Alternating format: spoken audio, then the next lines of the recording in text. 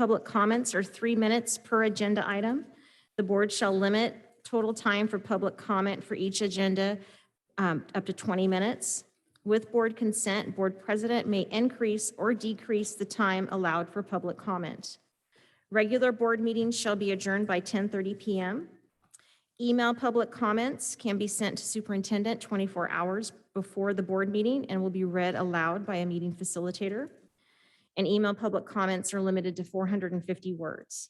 In-person public comments, please provide a public comment form or complete a public comment form indicating the item you wish to address and give it to Ms. Bach, our board meeting assistant. Individual speakers shall be allowed 3 minutes to address the board on each agenda or non-agenda item. Board vote and connectivity. For action items, the motion will be followed by a roll call vote. And should a board member attend the meeting remotely and lose connectivity by teleconference or phone, the meeting will be delayed 5 minutes before reconvening.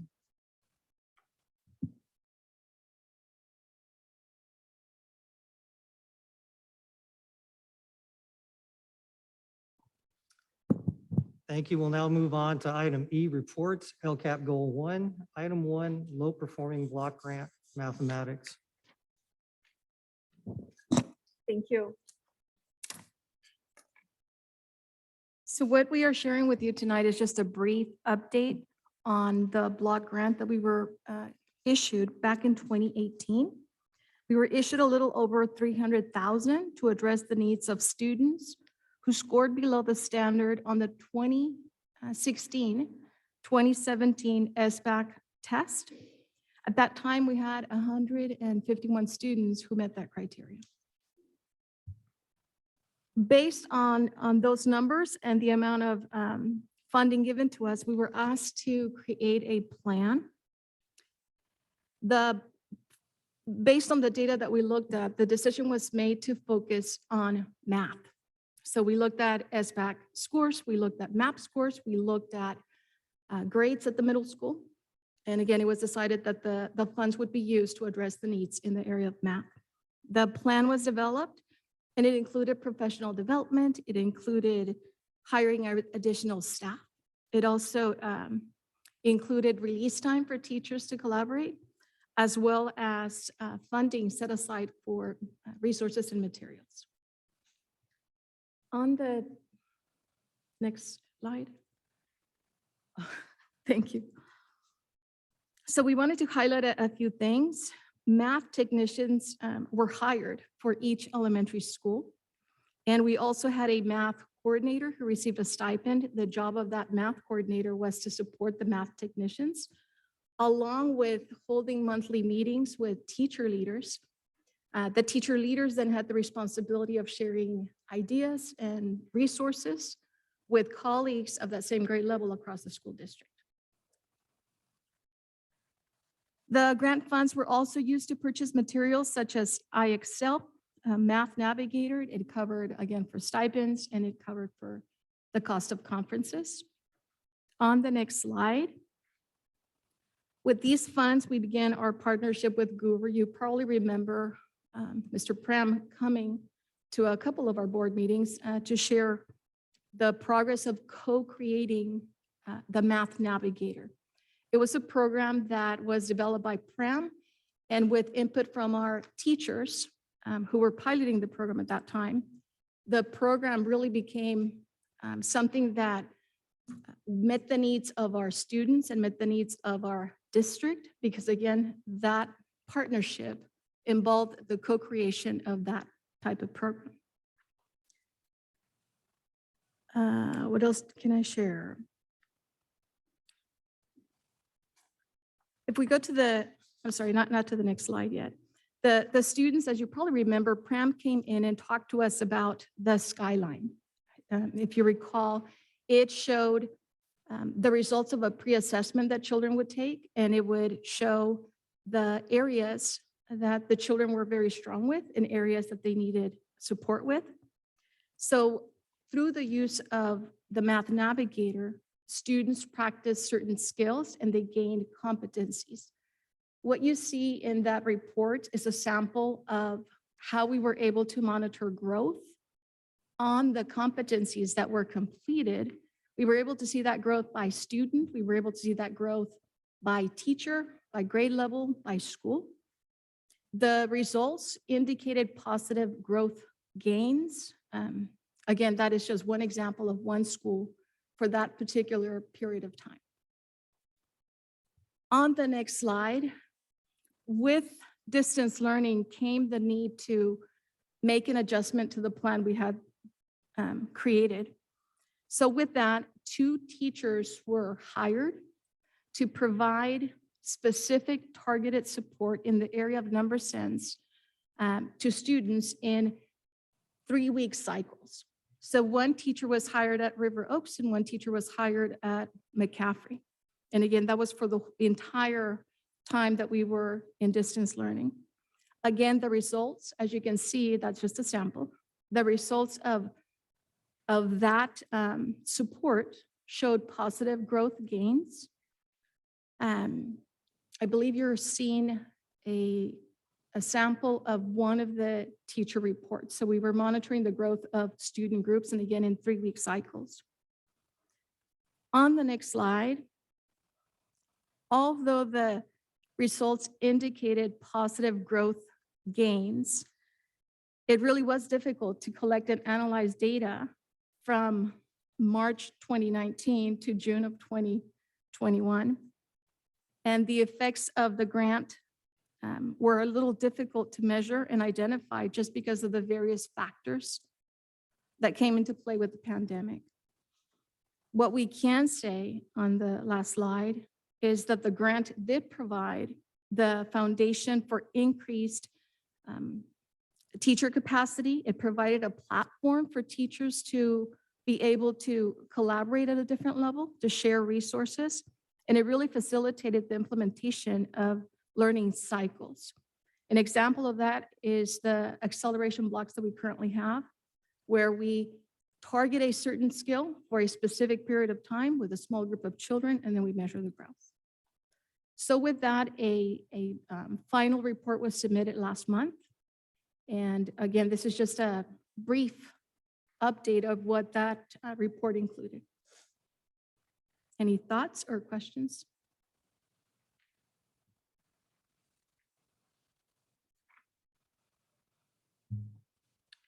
So I understand, I mean, due to COVID disruptions, you don't really have the data that kind of supports what this grant was able to achieve. But just on a personal level for the students that were able to participate anecdotally, did you get kind of like feedback as to how they benefited from it, how they felt about it?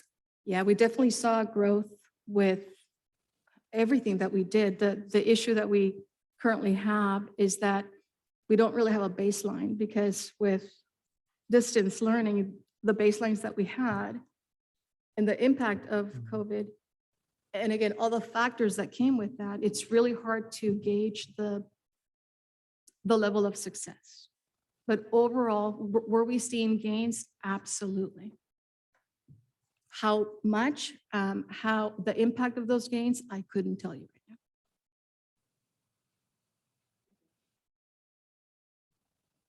Anybody else?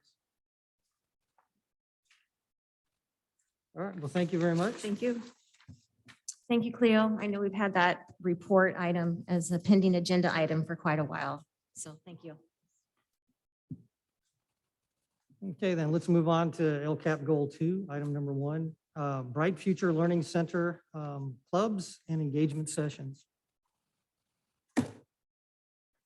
Thank you. We have Jennifer Collier, our expanded learning coordinator, has a PowerPoint presentation for us this evening on our clubs and extracurricular. Thank you. There? Hello? Good evening. All right, excellent. My name is Jennifer Collier, and I am your expanded learning coordinator, and I am delighted to bring to you today an update on our Bright Future Learning Center after-school clubs, our engagement sessions, and a butterfly net of what's happening with our 2B funds, our ACES program, our McCaffrey Advisory Committee, and our listening circles. There we go. Awesome. Next slide. All right. So our Bright Future Learning Centers across Galt are engaging with students after school. So we have Lake Canyon with a reboot model for 2021 school year with a wide variety from Girls Who Code to Archery Club to, Smash the Pumpkins, everything fall. Valley Oaks is looking at clubs in their Bright Future Learning Center and their maker space, from arts and crafts to young writers workshop and contest. And our other schools, next slide, there we go. River Oaks is in the process of hiring their BFLCIA. Marengo Ranch is having their Lego club with littles from 1st to 3rd grade. They're also having their arts and crafts club happening right now. Young people are working with the site social worker and interns, some really amazing relationships being built there with a caring adult. Here at Vernon E. Greer, we're having Lego Club for our 6th graders. At McCaffrey, I'm really happy to talk about our Club Live that happens every day at lunch for our 7th and 8th graders. Kids are getting to come into a safe space, make friends, get to have some activities together. So it's working very well together. So as far as our after-school clubs, that's what's happening in Galt as of right now. All right, next. Now, the engagement sessions, this is something that's very near and dear to my heart because it brings in so many aspects of learning in a 30-minute window. It's anytime, anywhere learning with Ms. Collier. And I have a few friends in the audience who might remember me coming to their class, because this first trimester, I had an opportunity to serve over 1,600 students. I spent 6 weeks, a week at each of our schools in the district. Coming into classrooms, teachers were given a menu like this. They had an opportunity to pick between strengths activities, whether children were learning the strength song and using their invisible shovel, or they were learning what their strengths were in 4th grade for the very first time. Hey, this is what you're amazing at. This is the skills and the strengths that you already have. Teachers also got to choose from STEAM activities, from things from CS First to Imagination Station and our friend Bob. We had 2D and 3D learning with crayons and Play-Doh, lots of great youth development skills, social and emotional regulating. Hey, how do I understand what my feelings are and what do I do with them when I'm struggling? Also, the last row there, anything SEL, some from, check your lid, is it flipped, to, we had such a good time in that class, from, along the lines there. So in addition to this, teachers have this opportunity for the first trimester, the second trimester, and the third trimester. So whatever opportunity they had in the first trimester, they're going to have 2 more chances to choose from this menu to have these activities in their class. So this also means that 81 teachers had an opportunity to have somebody come into their class and become a learner right along with their students. For 30 minutes, they didn't have to go anywhere. They didn't have to spend any money. They didn't have to hire a sub. They got to hand the mic over and allow me to work with their students for 30 minutes. One of the things that students are telling me right now in the listening circles, whether they're in 5th grade or in middle school, Ms. Collier, there's 3 things that I want right now. I want time with my friends. I want some food, basically, thanks Nick Sabota in food services. And they definitely want time to play. So along with learning, I can guarantee you in every one of those 30-minute sessions, kids had a chance to play. And there's all kinds of 21st century learning skills, confidence building, communication, and so forth that go along with play. So I'm really excited about what that means for our kids in the upcoming trimesters. Next slide, please. So here's some kiddos and some of their builds that they got to do with Creative Fuel, some play that happened with team building and cup stacking. There's nothing like watching the energy rise in a room when kids play. Next slide, please. All right, for our butterfly net. So last month, October 25th, the week was Red Ribbon Week. Every child in our district received a red band that just talked about, hey, I'm gonna stay healthy and make good choices in my life, and I'm gonna believe in me. And that was something those funds were able to provide for every student in our district. Our ACES program, after school, is happening at Valley Oaks, Greer, and McCaffrey, arts integration is happening there. Whether it's painting classes or Japanese drumming classes, art is coming to after school. For our McCaffrey advisory community, Youth Voice just came out of the gate. We were looking at an outdoor education grant and young people stepped up. And they said, you know what, I'm going to spend my lunch with my principal and some other adults who are at my school. And we're going to talk about what does it mean to have outdoor experience education at my school for my friends with my community, taking advantage of Cosumnes River Preserve, which is just right down the street. Super proud of those young adults, really making great decisions, using their youth voice for sure. And in addition to that, we had peer-to-peer listening circles with our McCaffrey Middle School leadership and Valley Oaks Miss Murray's 5th grade class. And again, hearing what young people have to say, it's really not complicated for them. It's pretty simple. And one of the things that I'm just so honored and privileged in my opportunity to do this job is that they have a space where they are safe to be able to speak their truth and what's meaningful for them. So with that, I would like to open the floor to any questions or comments.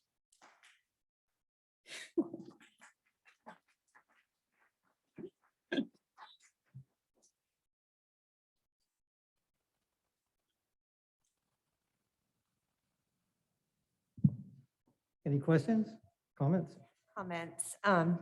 Ms. Collier, I have seen you, gosh, it's been 9 years since you've been in this role, or 10? For me, I've been on the board for 10 years, so I think it's been about 9 or 10, right? no, it's been about 13. I actually Well, started 13, at Fairsight. okay. Yeah. So well, Long since way I've back. been on the board, and all I can say is I am so impressed with how you have grown our programs. You have gone above and beyond, going to leadership seminars and summits and conferences, and building these programs on our elementary school and middle school campuses. Even during COVID, you were passing out, oh gosh, Little bit kids in Yes. the lunch line. yes, they're like the little Lego kits, but they're not, Yep. For kids to take home, to do these activities, while we were all stuck inside, and to see these programs just grow and expand. I mean, I can't thank you enough and be appreciative enough of what you're doing for our youth, because that's where my heart and passion lies, is getting these youth involved and into our schools and getting them personalized, like seeing what they're good at. Some kids might not be good at mathematics, but they excel at the arts and crafts. And I honestly just cannot thank you enough for all that you do. Thank you. Thank you. Thank you. Thank you so much.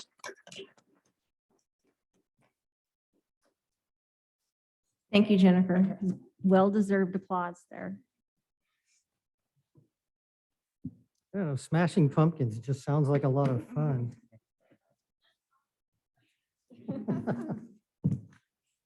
Okay, we'll go ahead and move on to LCAP goal 2. I'm sorry, 3. Yeah. Other. So item 1, letter regarding October 1, 2021 proposal for COVID-19 vaccine requirements for schools. So we're going to address that, speak to that letter. All right, thank you. I wanted to start with this report by giving the board an update on the statewide walkout of school this last Monday, the 15th. You have a spreadsheet there in front of you, and I believe Ms. Bach can pull that up as well for our audience. We did have 20% of our students that were absent that day on Monday, and there's a breakdown for you there by school site. That does equate of about $47,000 of loss of funding and services for students. Thankfully, we had more students in school this last Monday than the first walkout on October 18th, where we had 34% of our students. So again, we want our students to attend school. That's the bottom line. And so wanted to give you a report on that. Did not have as many staff members out as well. Page 2 is the breakdown for staff. On the 15th, we had 9% of our staff members out versus on the 18th. Compared to the 18th, we had 15% of our staff out. Any questions on that before I move on to comments on the letter? Yeah, on an average day, how many teachers are out on an average day? On an average day, oh, Cleo. About 20 for different reasons. Yeah, Mhm. about the classified. That I don't have a number. Right now, this is about average right now for classified. Okay. Thank you. Mhm. So at our last regular board meeting on the 27th, the board did give the superintendent direction to draft a letter to our local lawmakers, really urging for our lawmakers to allow for parental choice related to the COVID-19 vaccine proposal. And so what we have done, I have included the letter for the board that we have sent off. We've sent it to various local lawmakers as well as our governor and the state and county public health departments. I wanted to just highlight a couple areas in the letter. We did definitely note that we have followed COVID-19 guidelines from the beginning, whether it was a mask mandate or if it was weekly testing for employees. We have followed these guidelines, and we feel that's why we have been able to stay open. And we've noted in the letter that we have seen a downward trend with COVID cases. And so that's amazing and wonderful.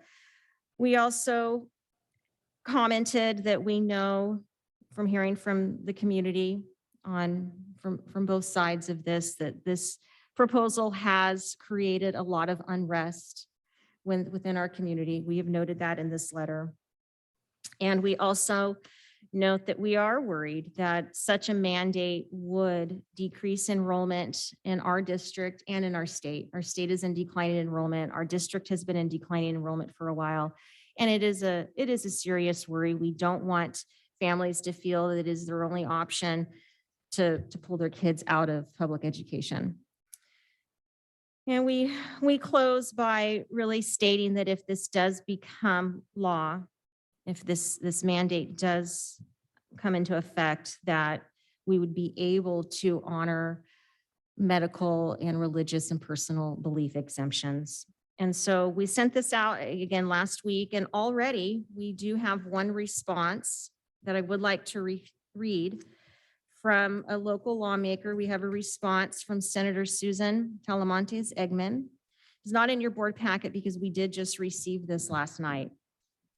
So I would like to read this if you had any further questions before Any questions? I read the letter. No, please go ahead. Oh, yeah. Yes, we can do this. Yes, because we don't have it projected for you, but we will post the letter on the website in the morning so the public can see this. We will. Yeah, please go ahead and read it. All right, trustees, thank you for your letter dated November 8th regarding concerns with the proposed school vaccine requirements. I understand that there has been some concern for some parents about their children receiving a COVID-19 vaccine. When the governor announced this plan on October 1st, he was clear that this requirement will not be in place until the term after the vaccine is fully approved by the FDA for specific age groups. Following full approval by the FDA, there is little to separate the COVID-19 vaccine from the various other vaccines which are approved and mandated for enrollment in public school. I trust parents and families that are truly unsure about the vaccines, but these decisions impact more than just our nuclear families. They have the potential to help or harm classmates, staff, friends, and all other families as well. Decisions on vaccine requirements, including those for COVID-19, are made with the best medical guidance after demonstrating safety and effectiveness. While some may wish to have more in-depth conversations about the safety of vaccines with their primary care physician or pediatrician, the period before approval and the start of the requirement will provide a great opportunity for additional discussions. Options exist for specific exemptions, and as your letter points out, some parents may wish to keep their children home from school. No one is being forced to take a vaccine against their will, though I hope that we can come to a common understanding of the importance of widespread vaccination to ending the pandemic and protecting all in our communities. Parents may still decide that the available information is not enough for them. My belief is that vaccine requirements have been effective for decades at protecting children and families from devastating but entirely preventable diseases.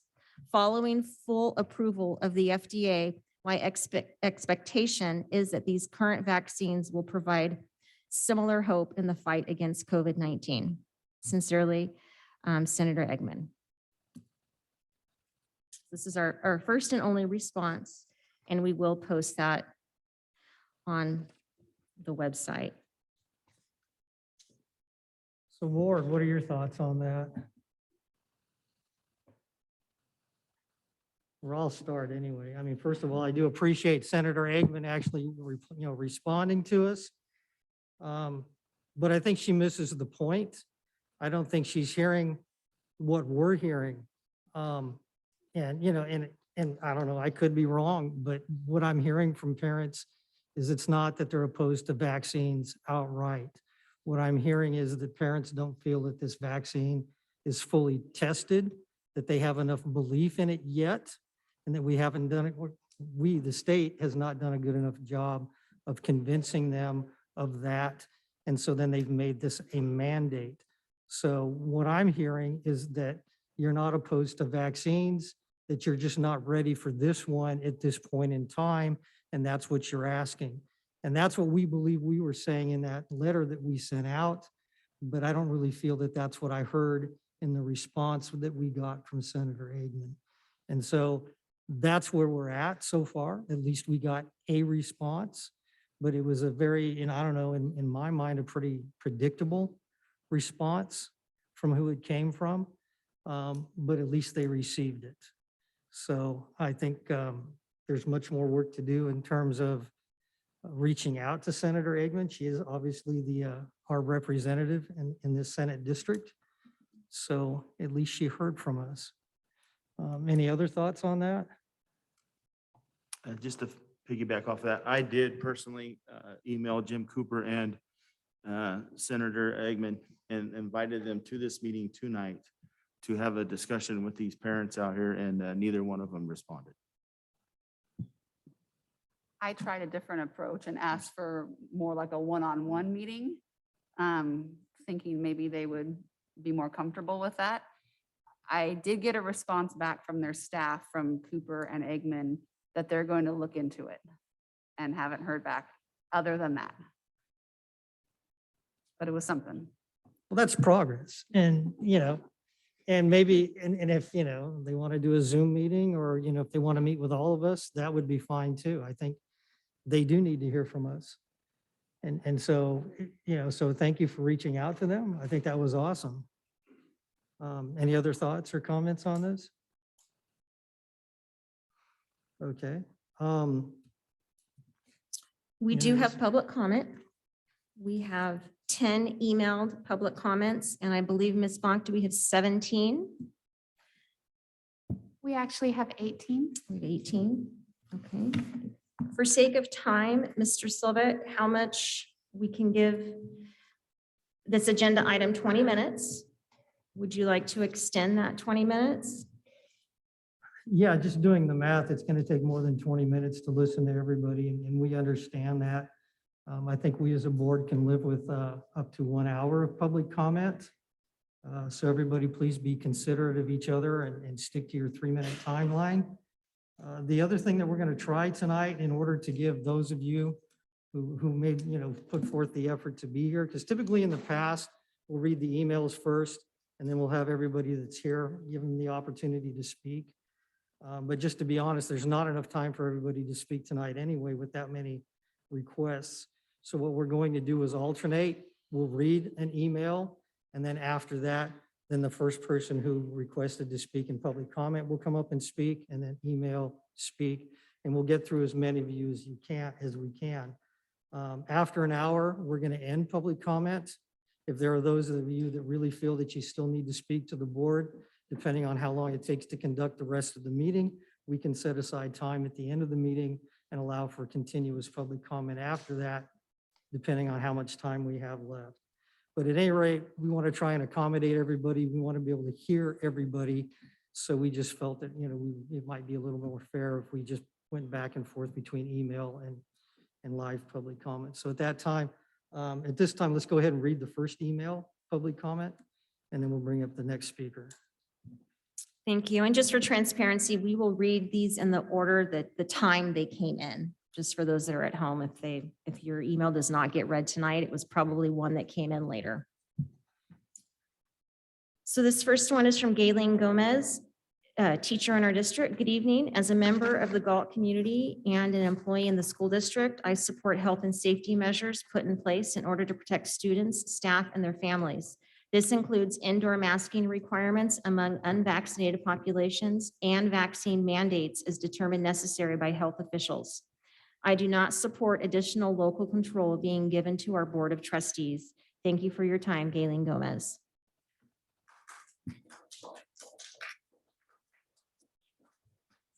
All right, thank you. Who's our first speaker? Thank you. Our first speaker is Ryan Montgomery.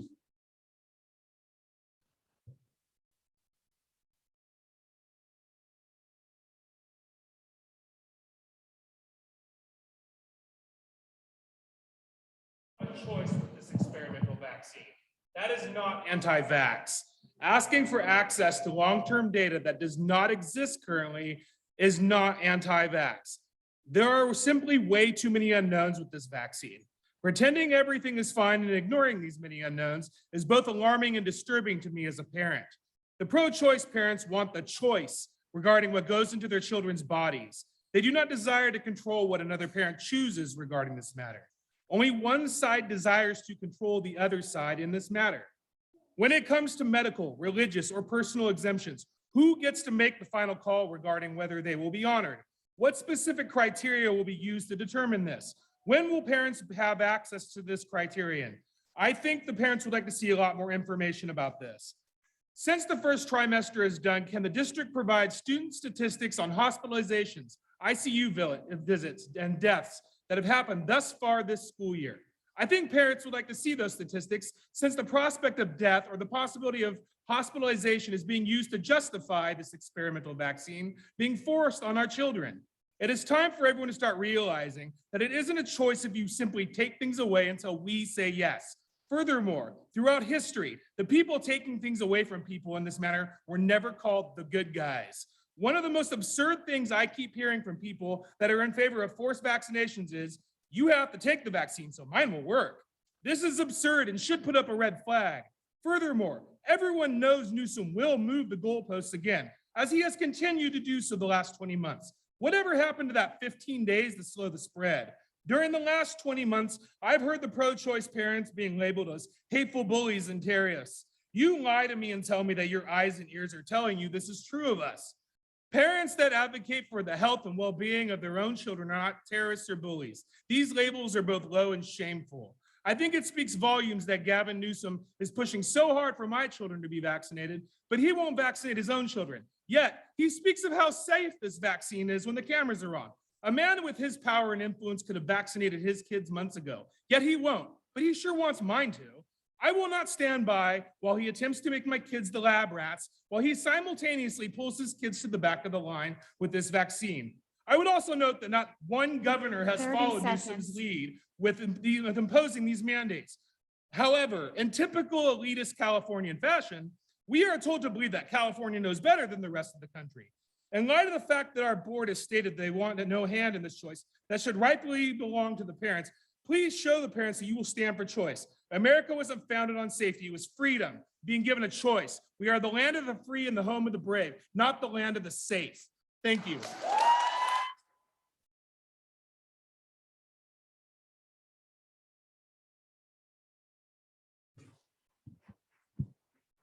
All right, thank you, Ryan. Next letter.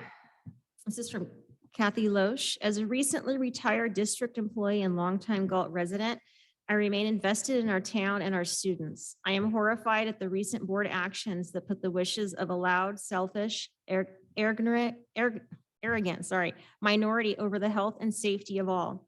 The science shows that the diligent wearing of masks helps to protect oneself and others against COVID-19. The science shows that being vaccinated helps to protect oneself and others against COVID-19. and in the rare breakthrough cases helps to lessen the severity of COVID. State mandates are put into place because local communities cannot be trusted to put the health and safety of all above the wishes of a few. The board has heard from the vocal minority, but is ignoring the more silent majority. Our parents trust that their children will be safe at our schools. Our parents trust that school and district leaders are enforcing the state mandates. The way to keep a majority of our children in school is to follow the science. Thank you, Kathy Loesch.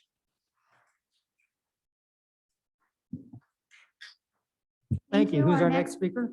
Our next public speaker is Annette Kunze.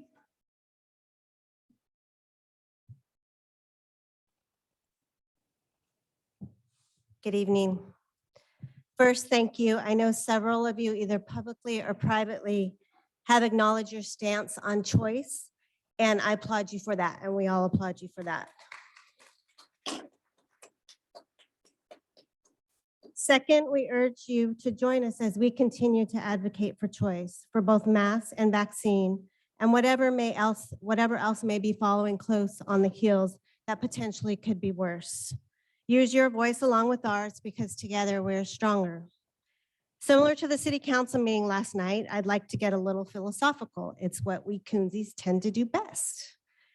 So first, I was listening to a documentary recently and heard this quote. Monsters exist, but they are too few in number to be truly dangerous. More dangerous are the common men, the functionaries ready to believe and to act without asking questions. Let me repeat that last part. More dangerous are the common men, the functionaries ready to believe and to act without asking questions. So I want to ask you to really think about these following questions critically. Why are we now abandoning longstanding health principles and principles of free will and trust in the human personality that have existed for as long as we have been on this earth? Why do only certain people's children, those given enough wealth and political stature, allowed to flaunt masklessly and ostentatiously at weddings, while our children, your children, and their beautiful faces are forced to mask in a setting we all know that has been proven not to be dangerous? Why are those who traditionally follow the rules, the rule followers, advocating that rules not be followed? That says less about the people and more about the rules. Good citizens follow good, reasonable rules. Why, after so many years of fighting for equality, in 2 short years are we venturing back to a segregated society? A rose by any other name is still a rose. Why are first responders, nurses, and military, only months ago hailed as heroes, now being forsaken in the harshest way, and the newest victims are the youngest members of our society, our children? So I ask, will you know your line in the sand? If you're not already there, you'll have to make this decision for yourself. Will you recognize when you're there? Or will you know when you cross it, or will it be a slow, 30 unrecognized seconds. evolution? If you have not searched your soul yet, I suggest you begin to have that introspective conversation. Ask those critical questions you know should be asked, and decide, is now the time to stand up or sit down? And we thank you for standing up with us. At the end of the day, you're going to have to decide how you want to view your actions in the rearview mirror. Please choose wisely. And lastly, I cannot emphasize enough, where there is risk, there must be choice. Thank you very much.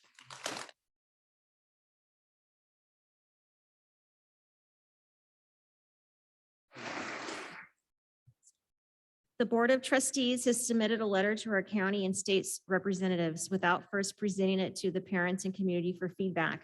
The board speaks of wanting informed consent while actively denying parents their right to informed consent regarding this letter. This letter does not reflect my views as a parent or community member. The board states weekly testing is working. We are on a downward trend, yet Galt Elementary students are facing an infection rate of 2.56 compared to Elk Grove students who are at 1.07. Galt Elementary staff are at a 3.25 infection rate, while Elk Grove staff are at 0.88, less than 1%. It is an unfortunate situation when you, our board, who have been entrusted with the lives of thousands of children, as well as hundreds of staff members, persist on a path to circumvent efforts from our health experts to keep our children safe and in the classroom. The Galt Elementary should continue to follow any county and state health mandates and guidelines. Thank you, Veronica Kaufman. Thank you. Our next public comment is from Katie Scott. Hello again. The problem with a rigid approach to rules is that it divides people. Either you're a conformist or you're a rebel. We've heard about the mandates. We've heard study after study, statistic after statistic. Get the vaccine. I don't want to get the vaccine, but the real issue is the threat to each one of us and our children of losing our constitutional rights. I'll say that again, constitutional rights. To those of you in the audience, if you're here to point fingers at one side or the other and be hateful, you're here fighting the wrong fight. Read the room. Last week, we heard at our community meeting from multiple local principals, school board members, a superintendent, and even the mayor, that we need to be working together to stop the overreach of the government. We heard who we can start involving in our fight and who to petition to join us. Now it's time for you as a board, us as parents, the city council, and assembly men and women to start actually doing these things that are uncomfortable. We are all natural rule followers, but only when the rules make sense. So this is the hard part now. This is the part that goes against everything we teach and everything we talk to our children about. This is the part where we may need to break some rules. As board members, we need you to be the leaders like so many other boards and do whatever it takes to preserve our and your constitutional rights. Simply put, if you fight, will the outcome justify the consequence of breaking the government's rule? Absolutely. If you're still on the fence, answer this to yourself. Could your own personal values withstand the thought of taking away someone's freedom of choice? We know you aren't making these rules, but silence is compliance. Start talking. Please reach out to other boards who have broken free from this overreach and get information on how we also can. Please communicate with your community so we see your efforts and can help. Like we heard tonight that you already have communicated, and that's great. We need to hear stuff like that. That gives us hope. If not now, when? It will be too late. The aftermath of standing up is hard, but it's never the wrong choice. We can't change what's already happened, but we can have an impact on what happens next, and my kids will know who fought. Please be one of those fighters for these children. Thank you.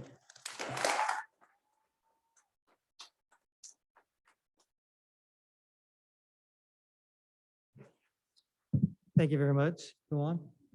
My name is Myrna Gold, and I am the parent of two wonderful students who attend schools in the Galt Elementary District. I am writing to express my support for continuing to observe the lawful policy of masking in California public schools to keep our students, educators, staff safe and healthy. Let's keep schools open for the kids and keep masking. Since the beginning of COVID pandemic, World Health Organizations and public health agencies have come to agree on one thing: masking in schools helps to slow the spread of COVID. Families in Galt rely upon public schools to provide education, social support, nourishment, and community enrichment. Vibrant, healthy schools for learners of all ethnicities, genders, socioeconomic backgrounds to ensure equity of opportunity. Public schools are critical infrastructure in a community. Ensuring that public schools remain safe and healthy for all of our learners enables parents to work and support families while their children are entrusted to those who are faithful to the protection and advancement of all. It might be those who adhere to the well-funded movement, conservative PAC, Let Them Breathe, that do not desire equitable education for all. Perhaps it's the toxic message of Make America Great Again that dog whistles to a fantasy return of our country, a pre-Brown versus Board of Education. Thank you, Myrna Gold. Thank Okay, you. thank you. Our next public comment is from Brenda Flutie.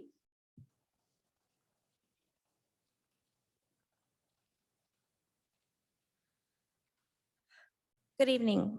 I want to start by thanking Tracy Skinner for attending our meeting at the community park last week and engaging in productive dialogue with all of us.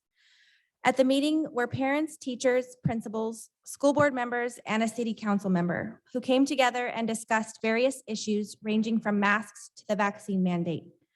The conversations were productive, civil, and respectful. While I appreciate Tracy's attendance, I was disappointed that she was the only member from this board to attend. It is my understanding that each of you received that invitation, yet only 1 out of 5 attended this meeting. Based on the last school board meeting, I thought you all understood our position as parents, that we felt unheard and we needed our school board to engage with us and show us you are willing to stand up and fight for our parental rights. Yet, when given the opportunity to join your community and discuss these pressing issues that are weighing so heavily on our hearts and minds, only Ms. Skinner made our invite a priority. As a mother of 3 boys enrolled in the Galt Elementary School District, I find it unnerving to not know each one of my board members' position on this vaccine mandate as it pertains to my children attending a public school in Galt. This is why I would respectfully request that each of you take a position on this vaccine mandate and put that position in writing so us parents can see where each of you stand on this issue. I present a simple question to each of you. Do you support my right to choose as a parent when it comes to my child's medical decisions without repercussions such as not having access to enroll my child in the Galt School District? The final point I would like to make tonight is regarding the school walkouts. I know these walkouts hurt the school district, and this is not our intention.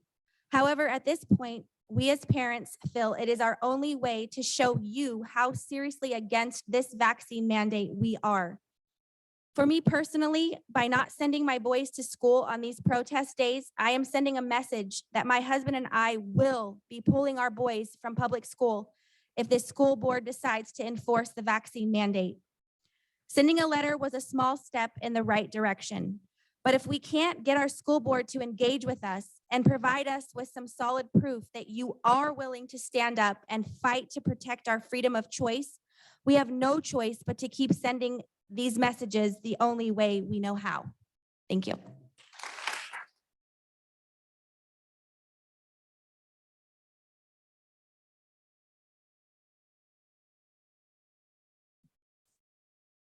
Good evening, school board members and district administration. I am writing to you to express my shock and embarrassment at the recent decision the board made to define our school district as one that does not believe in science nor in keeping students and staff safe, but rather capitulates to a few uninformed community members who are dead set on pushing a political agenda rather than protecting our students.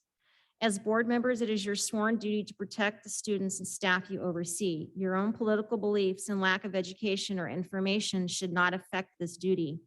None of you, nor any of the misinformed parents who have spoken, are epidemiologists or virologists, so none of your opinions supersede the recommendations of these highly qualified professionals. That's it.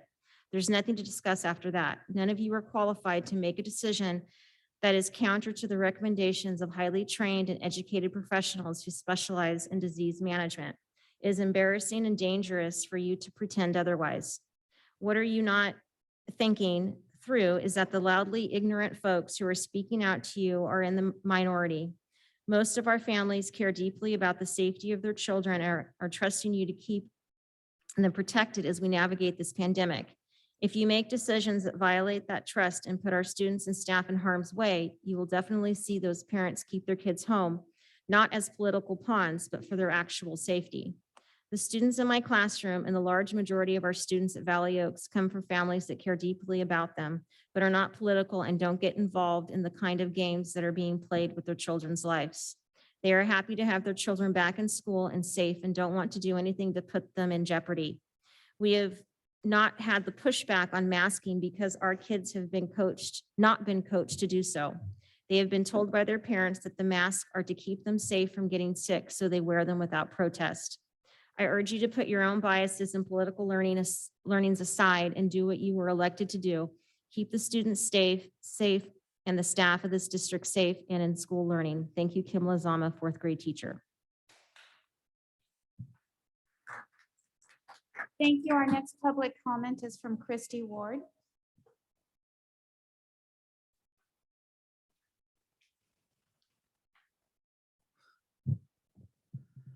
First, I'd like to thank Superintendent Yount, School Board President Silva, and members of the board for writing and sending the letter to our governing representatives in regard to the K-12 mandate. I felt it was well worded, strong, and accurate, so I thank you. This being said, I respectfully and strongly say it's not enough. Merely to recommend parental and personal choice to state and local officials is far from enough. I want to know that our school board stands with its parents in making their own choices for their children. I am glad it was sent, but another letter needs to be sent, and immediately. During the statewide walkout on October 18th, the Galt Elementary Schools, one of the elementary schools, Marengo, had 45% of its student population out, and another, Lake Canyon, with 40% out. I feel this is a pretty good indication of the direction this district will go if a stand is not taken now. Let me ask you this. Do you feel comfortable knowing Galt teachers and school staff will be fired in the coming future because of these mandates? Do you feel comfortable knowing that children will be kicked out of their education because of the proposed mandates? At the last school board meeting, Board Member Cagle, you stated you wanted nothing to do with a parent's decision and to let up north know Galt's not down with this. And Board Member Malson, you stated you wouldn't want anyone telling you what to do with your own child. And Superintendent Yount, that you agreed, and as a superintendent and as a parent as well. I want to see our school board continue to stand up for its students and staff. You have the authority. Make a difference because you can. You've been put in this position. You can make a difference. And you want to know why I know you as a school board can make a difference? Because a teacher taught me that anyone can make a difference, and you guys can. I request the board make a resolution and draft an additional letter to state officials stating the board will not support, enforce, or comply with the K-12 mandate as it does not align with educational and social emotional goals, and that this school board respects parental choice and medical freedoms for its parents, students, and staff. I request again that the board write a strongly worded letter to our governor for an end to the state of emergency.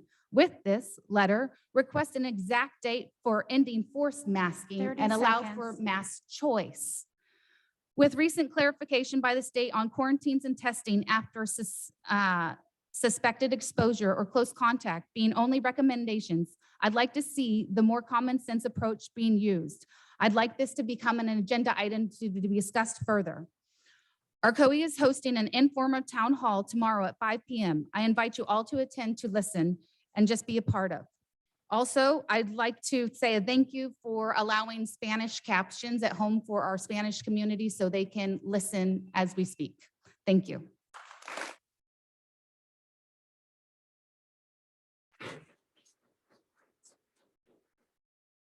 Thank you. The philosophy of the school district offers 15 items, including many of the meaningful during the disrespect and lack of civility displayed by those protesting masking in schools. Item 4, a safe, nurturing environment is necessary for learning. Protesters are disrupting this process instead of contributing to the success of this process. Item 5, parents, guardians have a right and an obligation to participate in their child's schooling. Trustee West Cagle said at the last school board meeting that he didn't care what parents did off-site, but he as an elected official is entrusted with the educational welfare of our children on and off campus and should care, as those absences last month resulted in a loss of the district of more than $80,000. That is one critical job or one needed service the district might have to cut as a result. Item 6, the ability of children to learn is affected by social health and economic conditions and other factors outside of the classroom. A protest or coercive action that could include using children as pawns causes others to suffer. Item 10, the diversity of the student population and staff enriches the learning experience for all students. With the respect to the First Amendment, the school board should demand that protesting parents put away the dog whistles and trash their racist signs. Item 13, the community provides an essential resource to the educational program. I'd love to see a positive off-campus contribution from that community. Item 14, effective communication with all stakeholders helps build support for the schools. I am fully vaccinated but must wear a mask outside of the home because I know there are unvaccinated people who refuse to wear masks because social media says masks don't work. This is not effective or truthful communication. And what protesters say is their right stomps on my actual rights because I have to adjust to how I live. Item 15, accountability for the district's programs and operations is shared by the entire educational community, with the ultimate accountability resting with the board as the basic embodiment of representative government. Given the comments at the last two school board meetings, trustees might want a refresher on the entire 15-item list. Sincerely, Brian Gold. Thank you. Our next public comment is from Cody Robinson.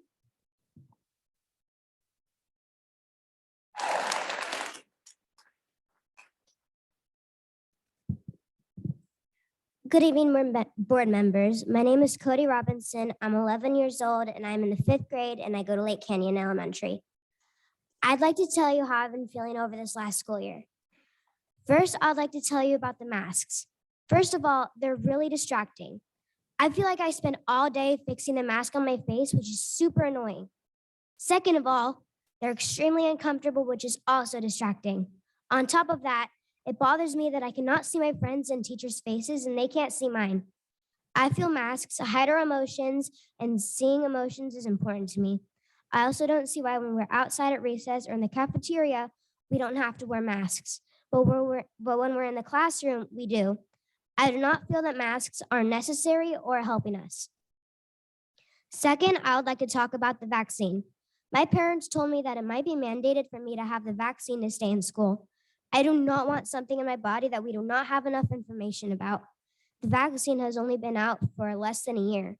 That's not enough time to be so sure that something is safe. It should take years to figure that out. If the vaccine for kids happens, I'll have to leave Lake Canyon, and that is something that I don't want to do. I love Lake Canyon and I love my teachers, but I don't want to get the vaccine because I don't know what it will do to me. I understand why I would have to leave Lake Canyon. My parents and I do not want to take the risk with getting this vaccine. I understand that not everyone feels the same as me and my family do about this vaccine, and that is okay. Some people are scared and feel the vaccine will help them, and that is okay too. I feel that there should be a decision each person can make with their own body. My question for the board is, what are you doing to fight for a freedom to choose? The freedom I'm learning about in school, and what are you willing to sacrifice to kids to keep me in school, to keep kids like me in school that we love without masks or vaccine mandate? Thank you for your time.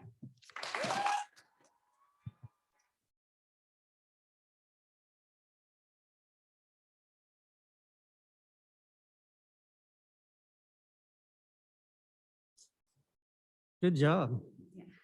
Next. I think I'm going to give him these to read. Did a great job. Hello, my name is Patricia Woodward, mom of 5 children in the Galt School District, and I am here again to plead with the board to please hear the medical community regarding COVID-19 precautions and uphold the mask mandate and the upcoming vaccine mandate. I was appalled by the letter sent by the board to our county and state representatives. The letter does not represent my wishes as a parent. As a parent and someone who cares about other teachers and children in the district, I strongly support the COVID-19 vaccine mandate and the mask mandate until enough children are vaccinated. All 5 of my children have had at least 1 dose of the vaccine, and so far, the most adverse effects have been 1 mild headache, and all had mild injections at the site, pain. It's safe. My youngest son is immune compromised and has asthma. He is considered high risk when it comes to COVID. He is not expendable. He deserves a safe learning environment where he is protected from preventable illnesses like COVID, just like he is protected from tetanus, polio, measles, mumps, rubella, chickenpox, all required vaccines for public schools. You are failing us as a school board if you base our schools' health and safety on a politically driven group who is not educated in medicine, epidemiology, or immunology. Public health decisions need to be based on the educated research, testing, and studies of experts. It's your job as a school board to support rules that protect our children. The COVID vaccine mandate will just do that. Please do your part to protect our community and kids like my son. Love your neighbor, right? Thank you for your time. Thank you. Our next public comment is from Emily Sanders.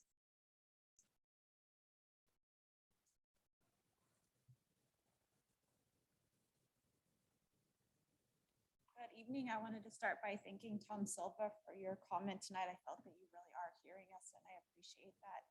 And then also thank you to the members that have reached out to, thank you, Jay, to the lawmakers in this area, and I do appreciate you.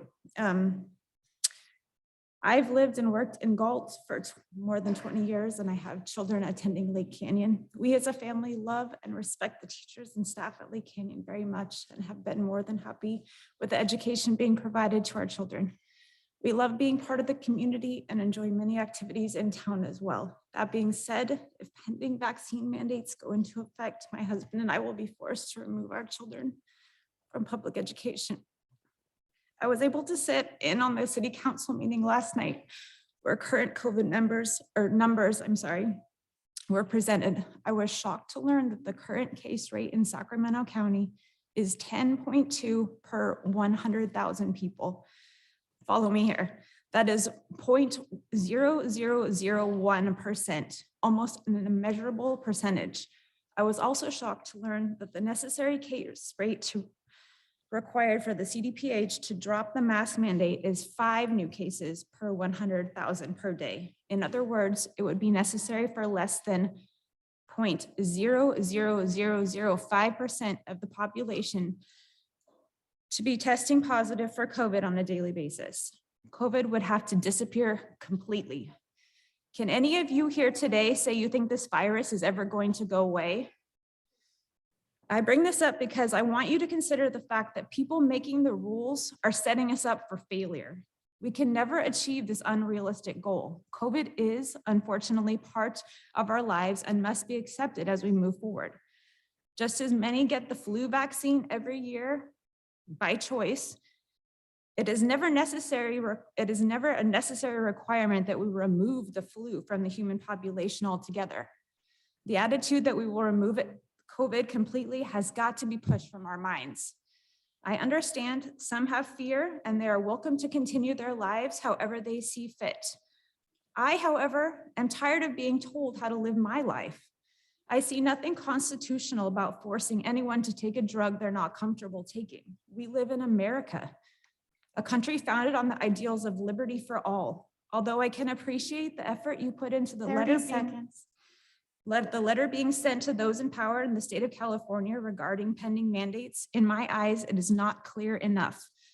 If we don't stand up to this unlawful, unrealistic expectation of COVID disappearing forever, when will this end? And what other freedoms will they have stripped from us in the meantime? In my opinion, we should not be asking for permission. We should be pushing back and telling the government the city of Galt will not be enforcing these unconstitutional mandates.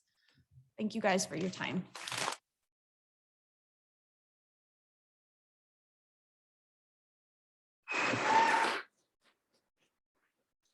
Thank you, Emily.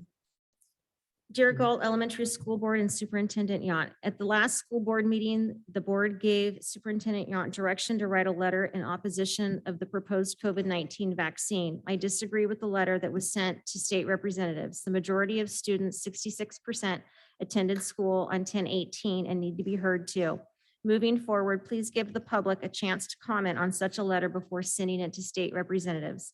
I encourage everyone to talk to their doctor about the COVID-19 vaccine. Sincerely, Erica and Kyle Brossard. Thank you. Our next public comment is from Michaela Johnson.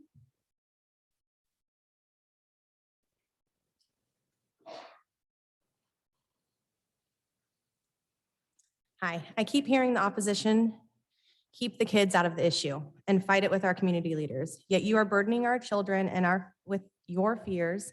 So we have to empower our children to be lions, not sheep, and give them the confidence to fight for freedom. With that being said, I'd like to share my experience with Maskless Monday. I prayed and made the judgment to send my first grader to school without a mask while keeping my TKer home. I coordinated with other moms to make sure my kid had allies. I also made a strategic decision to volunteer that day in my daughter's class so that she would have the confidence to follow through. I was fortunate enough to stay and accompany all the brave students who decided to participate. I was impressed with my daughter's teacher and her ability to follow district protocol while also letting all students know she loved them and she would see them later.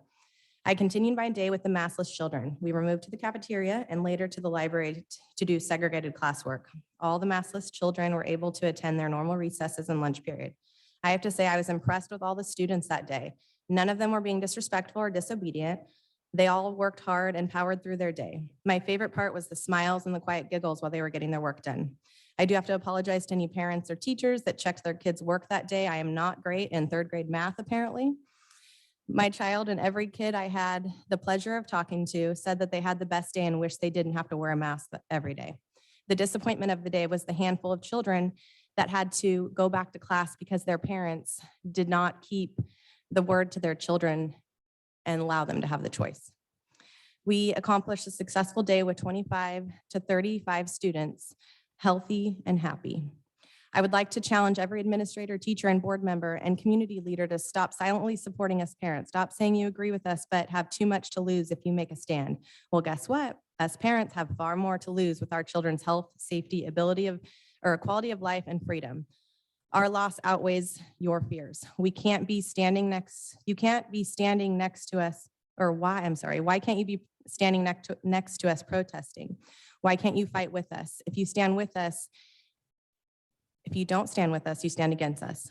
Like many parents, I'm participating in the maskless days and walkouts, so the district is aware that my family too will be pulling my children from the district if they follow through with the mandates. I have a few important questions for you. Also, some requests. Please formally instruct your teachers and administrators to keep politics and personal beliefs out of the classroom, as well as instructing teachers to stop guilting, shaming, or punishing students for having their own beliefs. That is our job as parents, to be their biggest influence. Send a survey out to parents 30 asking who is in seconds. favor of these mandates and who will pull their children from the district if they comply. When will the board and the district make the decision of our future? Will you wait for the state's deadline? If the state follows through with the mandates, what's your next step? Thank you.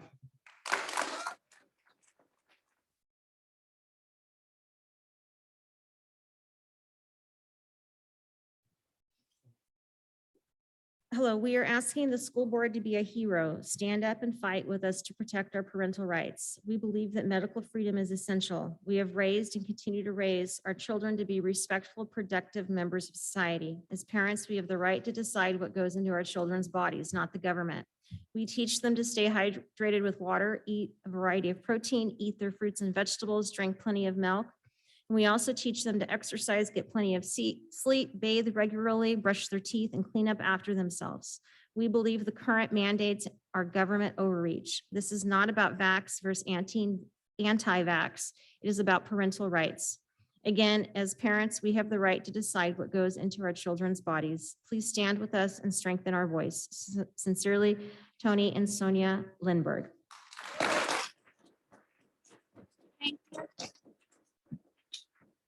Thank you. Our next public comments from Allison Goodrich.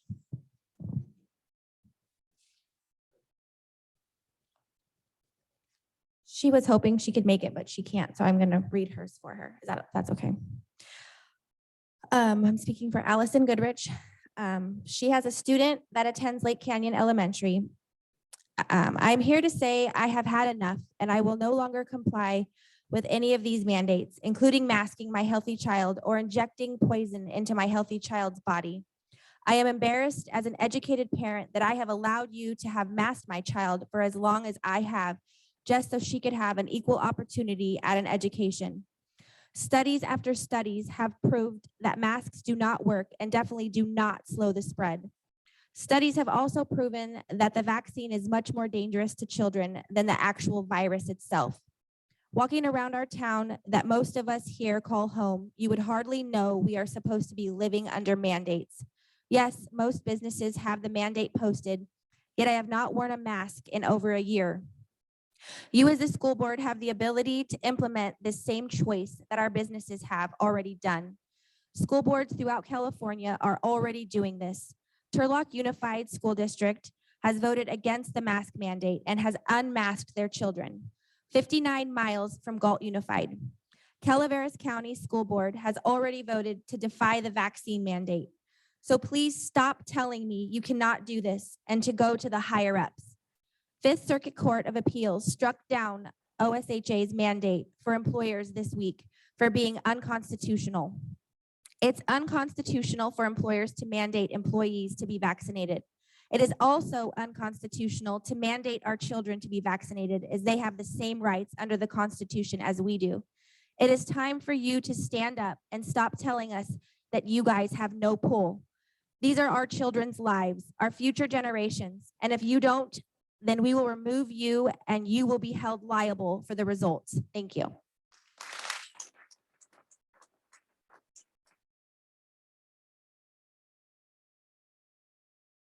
Continue.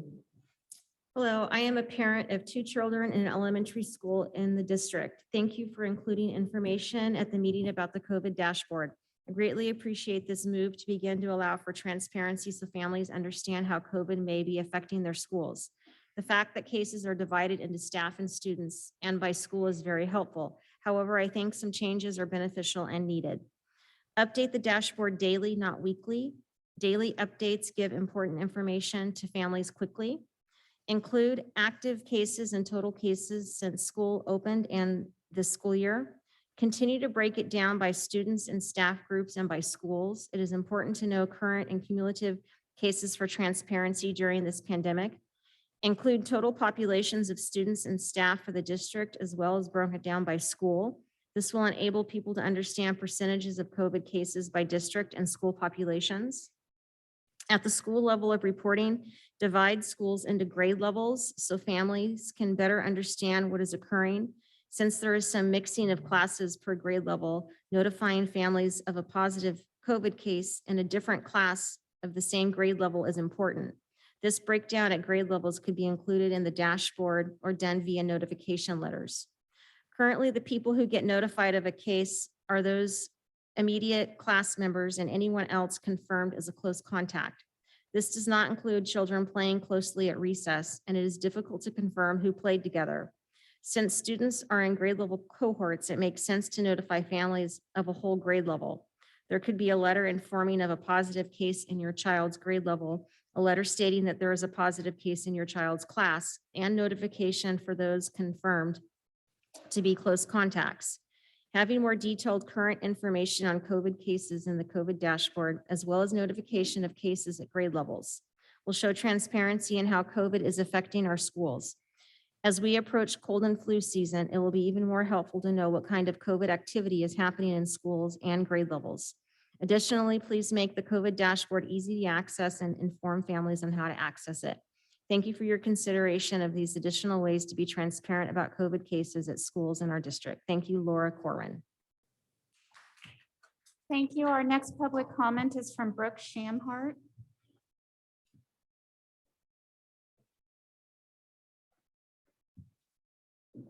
Good evening. Thank you for the opportunity to speak. I was moderately irate at the last board meeting, and I would like to further explain myself. I just feel that, well, first of all, here's the minority. They're all here, right? Not the case. The minority is not here because they're emailing their comments in. They're not here. We are here. So to further explain, I don't think these people know what it's like to have an injury from a vaccine. And that's why I got very passionate, because we've dealt with a stroke, open heart surgery, and a slew of mental health issues that came after that. And I just feel that these parents that are saying, we need our schools to be safe. Is your vaccine working? I was just wondering, because it seems like it's not. And also, if we have to get it to keep your child safe, then here's your sign. So it's about choice. It's about deciding what you want to do with your own child. If you want to go give your child the vaccine, I commend you. That's great. The minority doesn't. So we are glad that you're hearing us, and we appreciate it. I just want to say that to all of you. We appreciate that you are actually hearing the parents expressing themselves. I'm sorry that the others couldn't be here, that they had to email. They don't usually say things to people's faces. They just do it online. So at least they have the option to email. Thank you for your time.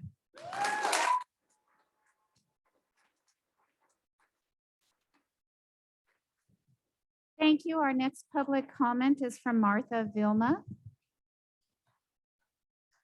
Ms. Bach, how are we doing on time?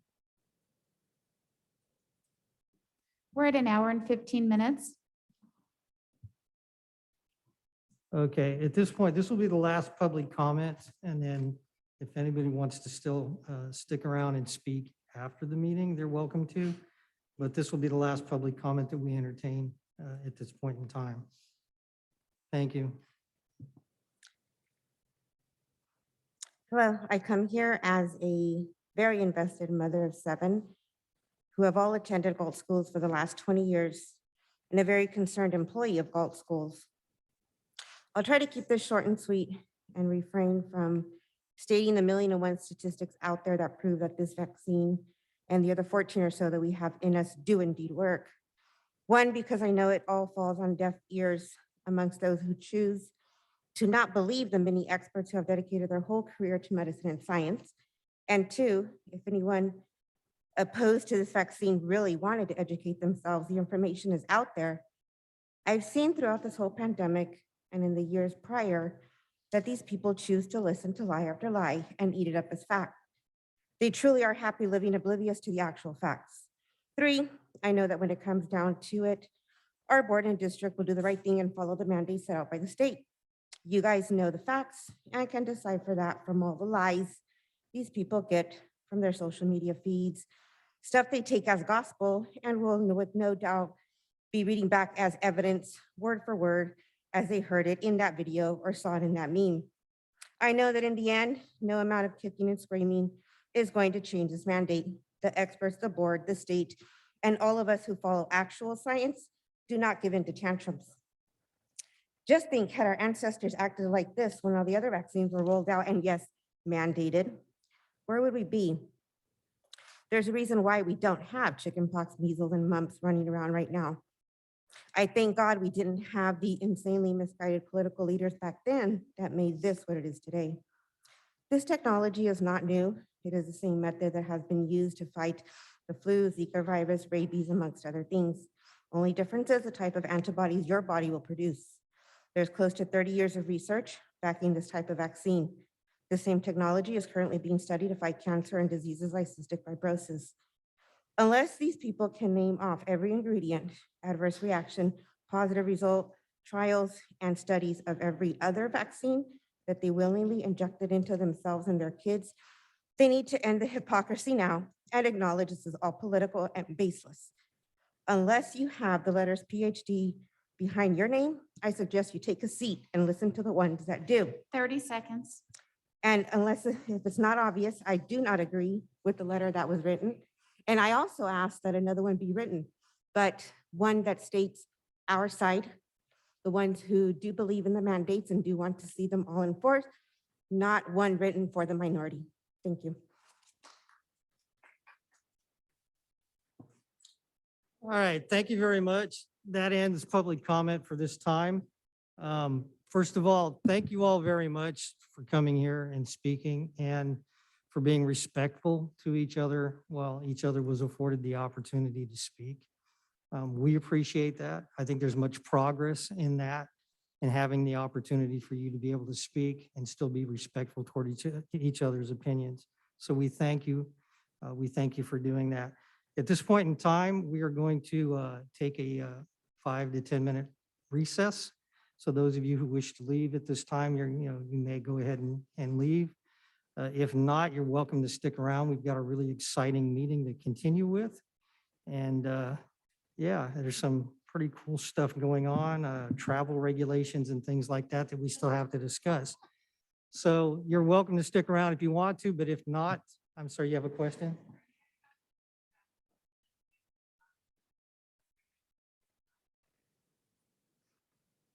Would you guys rather discuss that now or after recess? We've been here for a while. Mr. Silva, I'd like to correct the record. We Okay. had approximately 45 minutes of public comment. We did 2 reports prior to public comment. Oh. Yeah, but how many more public comments requests do we have at this point then? We have 5 more requests. We have an additional Yeah, 6th request. However, we did read an email from that person. So we have 5. So we have 5 more requests for public comment. Well, yeah, okay, well, since you've, yeah, that's another, so we'll go ahead and entertain another 15 minutes of public comment, and we said we'd stick to an hour. Okay, think I do we'll honor that. apologize. Our So next again, we public, apologize too, so those, go ahead. our next Continue. public comment is from Christina T.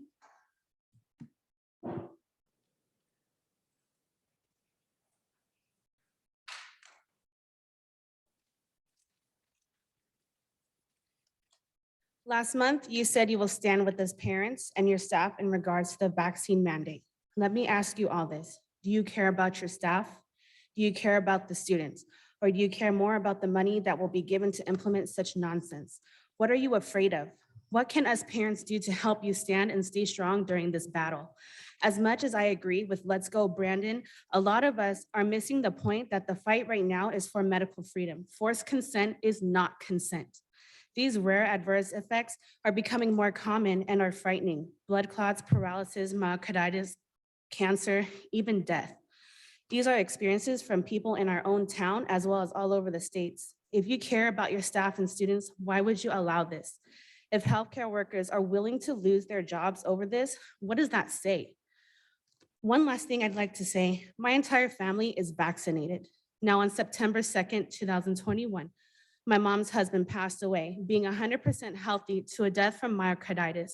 I mean it when I say he literally dropped dead. If this is the future you want for children and your staff, you are sick. If I wanted my child dead, I wouldn't need your help or the government's. Hear us out and let's fight together. Politics aside, this is for medical freedom. And also these masks, my child breaks out in this rash really bad. It pusses, it stinks, it's horrible, and he gets made fun of because of this rash on his face. That's ridiculous. We need to stop this. And let us know, what can we do? We're ready. Look at us. We are ready to fight and take this stand with you. Thank you.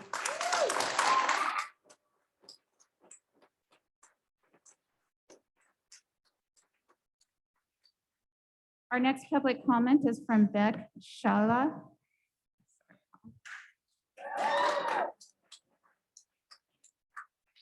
Hi, everybody. There's a program that the American government through the State Department run around the world. In my country, we call it American Lottery. So what it is you apply, and after 2-year process, you come to America. Last year, this September, 50% of people in my country applied. By 2 years from now, maybe 0.01% get to make it to America. So parents risk everything, sell their houses, go in debt thousands of dollars just to make it to this country. Why? Because they're tired of having the government tell them who to vote for, what to dream for. So they want to come here so their kids are free to dream and to vote whoever they want and to do whoever they want. Why? The country, right? For the people, by the people, not for the government, by the government. So that's why this week, the Board of Supervisors or El Dorado County just voted no to Gavin Newsom mandate. But they said, hey, guess what? You guys get to choose what you want to do with your kids. You want to vaccinate them? Go ahead, vaccinate them. So that's what we're asking you guys to do. If those guys did it and they're not afraid of, what are you waiting for? And one more thing, to keep it short, to all you majority that tell the rest of us to shut up and not question the government, well, guess what? In 1938, Hitler said, hey, don't question me. Jewish people are bad. And not a single German raised a freaking voice. And you know, 6 million Jews, 5 years later, got smoked.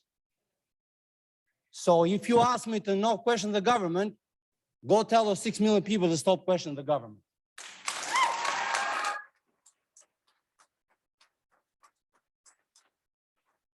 Thank you. Our next public comment is from Carrie Maple.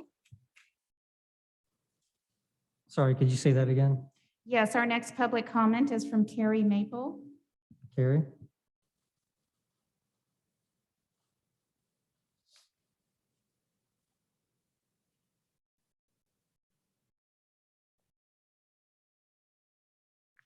Good evening. My name is Carrie Maple. I'm a mom of four. My oldest son is 18 and graduated from Galt High School this year. I have another son who's 14 and currently at Galt High School, and two daughters, one at McCaffrey Middle School and one at Lake Canyon Elementary. I myself am a team mom for Galt High School football, and I'm involved in youth sports. This will become pertinent momentarily. I'm also a licensed registered nurse in the state of California who's worked throughout this whole entire pandemic. My children did not do well with home distance learning during this whole pandemic, academically, physically, socially, and emotionally. They're all athletes whose sports were taking away. Physical activities is good for kids, improves mood, boosts energy, helps with sleep, prevents diseases, and helps with anxiety and depression. One of my children was dealing with depression during the pandemic. Since returning to school, I've seen this child return to sports. They're happier, they're hanging with their peers, attending social events at school. I've seen a 180-degree turn from the times of distant learning. I have also, with my football team, seen camaraderie, smiles, happiness, love of the game. They are glad to be back and playing. All this is at risk of being lost, not only for my children, but for many other children. You have seen the numbers from the amount of kids that have not attended school to the protest against this vaccine mandate. Imagine all of those kids not being here for this next school year. Despite everything that my kids have gone through during COVID, I am not willing to put that, or I'm not willing to now put that in their body with a risk and a risky vaccine. They say the risk of injury is low. I'm not willing to see if one of my children will have a reaction to the COVID vaccine. You hear the term myocarditis. It's something that's happening to young people. Myocarditis can lead to heart failure. Heart failure leads to death. I work with medical doctors who will not give the vaccine to their own children. So this mandate is making me have to choose between a possible vaccine injury to my children or keeping them home for homeschool. I know homeschool would be different than distant learning from the school district. I would end up quitting my job and giving it up all for my children. What would they prefer? They would prefer to be at school with their friends and their peers and their great teachers. With this mandate, you're also risking 30 losing seconds. some of your most valuable teachers, and that makes me very sad. We are standing up and saying tonight that we will homeschool our children if vaccines are mandated in the school without medical or religious exemption. No one should be bullied into vaccinating their children. This is about freedom of choice. What is good for one is not always good for everyone. Thank you.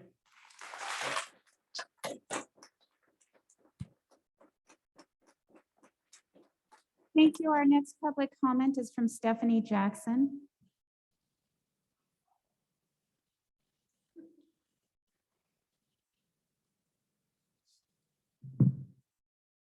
You decided our kids should wear masks like rabbit dogs. You made this decision without evidence, data, science, common sense, and human decency.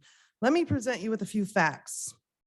COVID poses almost no risk to children at all. 4.2 million children tested positive for COVID, total of 0.8% have died with underlying health issues. CDC estimates 480 kids died from the flu in 2018-2019 season.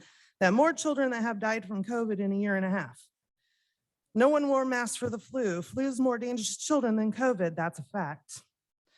When you force kids to wear masks for fear of a virus that poses no threat to them, it's called child abuse. Look up the disease called Munchausen's by proxy. That's what this is under the Law Penal Code 273B, obstructing oxygen, up to 6 years in prison. California Educational Code 26-20-104B, no physical restraints of individuals shall be placed that inhibits or impedes the individual's ability to breathe. Yet you have our children in masks. You're teaching kids that air is toxic without breathing their own toxins from sweat and spit. Why are you placing this burden on children? Survival rate is 99.9%. It's not to keep them safe. They are safe. It's not to keep the adults safe. They can get vaccinated. You do it to make yourselves feel better and protect yourselves politically. Mass decreases amounts of oxygen in your lung tissue. That box sitting right over there literally states on that box you have a mask that does not protect you from COVID-19 or transmission. It also states it's sterilized in ethanol oxide, which is a dangerous gas you're making these children breathe. The virus uses furin cleavage site to merge with lung tissue to infect you. Works better with decreased oxygen. Peer-reviewed research. Wearing masks increases the chance to develop upper respiratory infections 13 times more than a person not wearing one. The vaccine gives absolutely no protection against infection. I have the data and science right here. More than I gave you last time.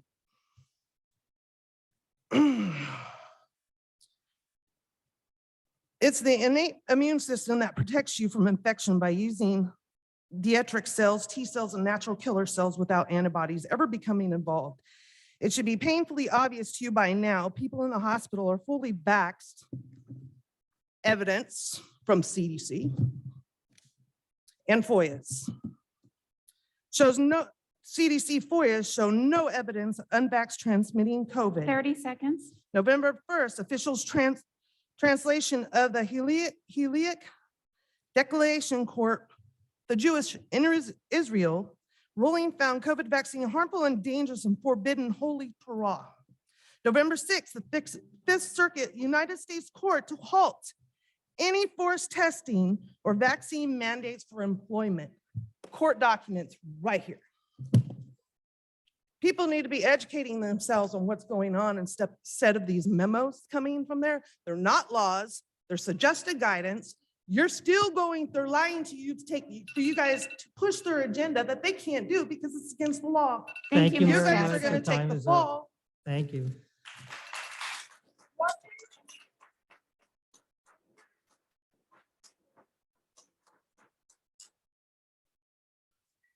Our next public comment is from Nicole Brule. Thank you.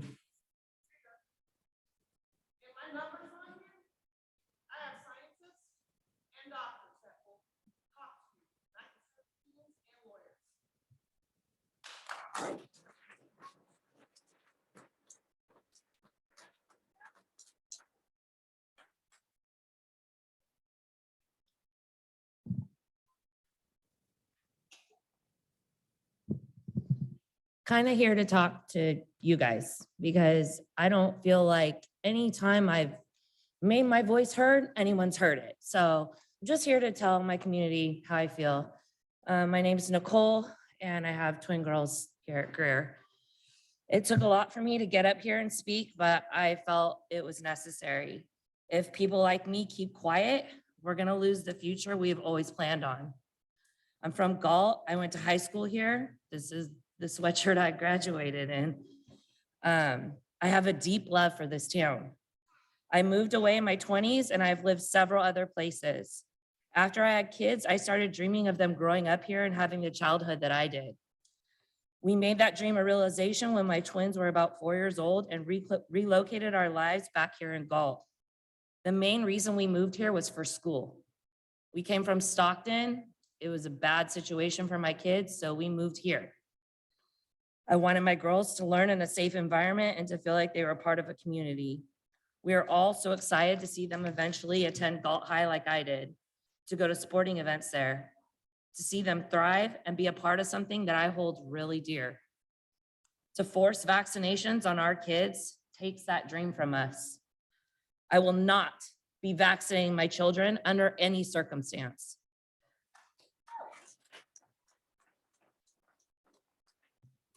My children will not be the trial run for this human experiment our government is conducting on us. As their parent, their safety and well-being lies in my hands and is of the utmost importance to me.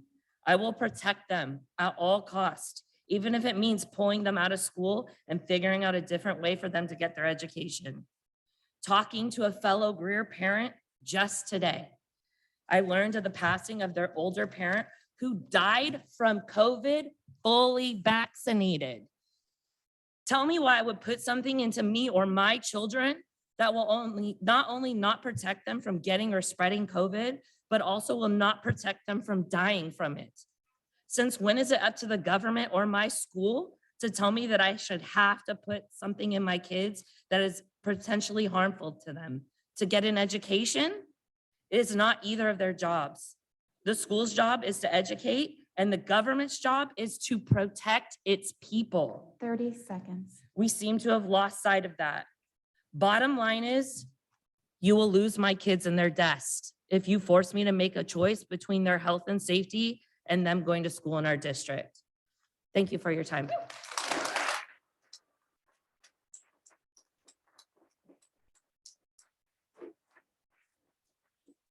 Board President Silva, that concludes public comment. Again, I have one request, but we did read an email public comment from this person. Then that's enough. All right, well, thank you very much. Next thing then is, what do you, the board, think? Any thoughts, questions, comments? I have a question. Mr. Montgomery brought it up, and I think it's a pretty good question. It was about getting, who has the last decision on the waivers, on the, who gets to decide, about the vaccinations? If a parent does not want to get their kid vaccinated, who has that last decision?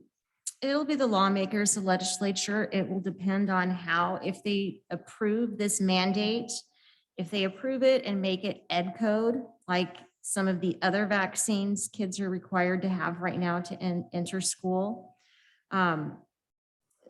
The exemptions for those for those vaccines are, only one is medical, and it is very difficult to get a medical exemption for the vaccines right now that are mandated. So it really just depends. They could make this a law and add language to where there are exemptions that we can accept. If it is passed and put into ed codes similar to the chicken pox, to the mumps, the other vaccines, there's no personal belief exemption. There's no religious exemptions for those vaccines. So would a parent put in a claim with the district, and then the district would have to get the lawyer or the thing to check it out to make that decision? Or do we make that decision, what I'm saying? Or does the actual, does it get sent to somebody else and then they will say yes or no? I think maybe what Wes is saying, like if they leave in religious exemptions or personal belief exemptions, does the state enforce that of what they require for that? Or is that up to our district to decide how we are going to look at the religious and personal belief? It's hard to speculate without knowing what they would write in the language, but if you go back and look at what was in place prior to 2018, before they took away the religious or personal belief exemptions for the current vaccine, it was the district's call to accept those exemptions. And then when the law passed in 2018, they took those exemptions away for the current vaccine. So it just depends on how it is written.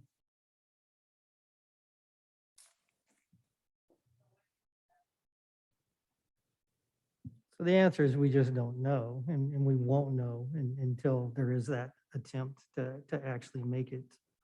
I think maybe they're legal. saying if they did leave in religious and personal belief exemptions, our district in the past did accept those. Oh, absolutely. Yes. Yes, and I don't think there's any expectation that we wouldn't, if, as long as it was allowed. If it was up to us. Right. Right, and I think that's been our intention all Just to- along, to honor those requests from parents. I believe Yeah. right now, the way the law is, after 2018, the way the exemption works is you only get that medical approval from a state doctor. It is not even your own personal doctor. It is a very difficult Right. situation. It's not something that You're absolutely get. correct. Yes. When they changed the law in 2018, there's a database, a state database. Donna, would you want to talk about that? The student or the family's medical provider needs to enter the exemption into the CareMe website for the California Department of Education. And so what it's doing is it's making that the medical provider is the one that needs to enter that information and then it's approved. But they, in the past, they could write an exemption note and send it to the school, but now they have to go through the department, the California Department of Public Health. What was the district's procedure before with the religious and personal belief exemptions? We followed the law that was in place and we accepted those medical and religious exemptions and we kept them in the student's health folder.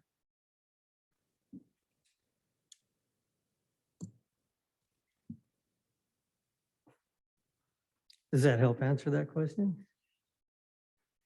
So I don't, we've had some thoughts and I know we've had some requests, for interface with the community and some of us have had the thought of perhaps setting up a town hall type meeting, not so much as a position or questioning positions, but as far as providing information.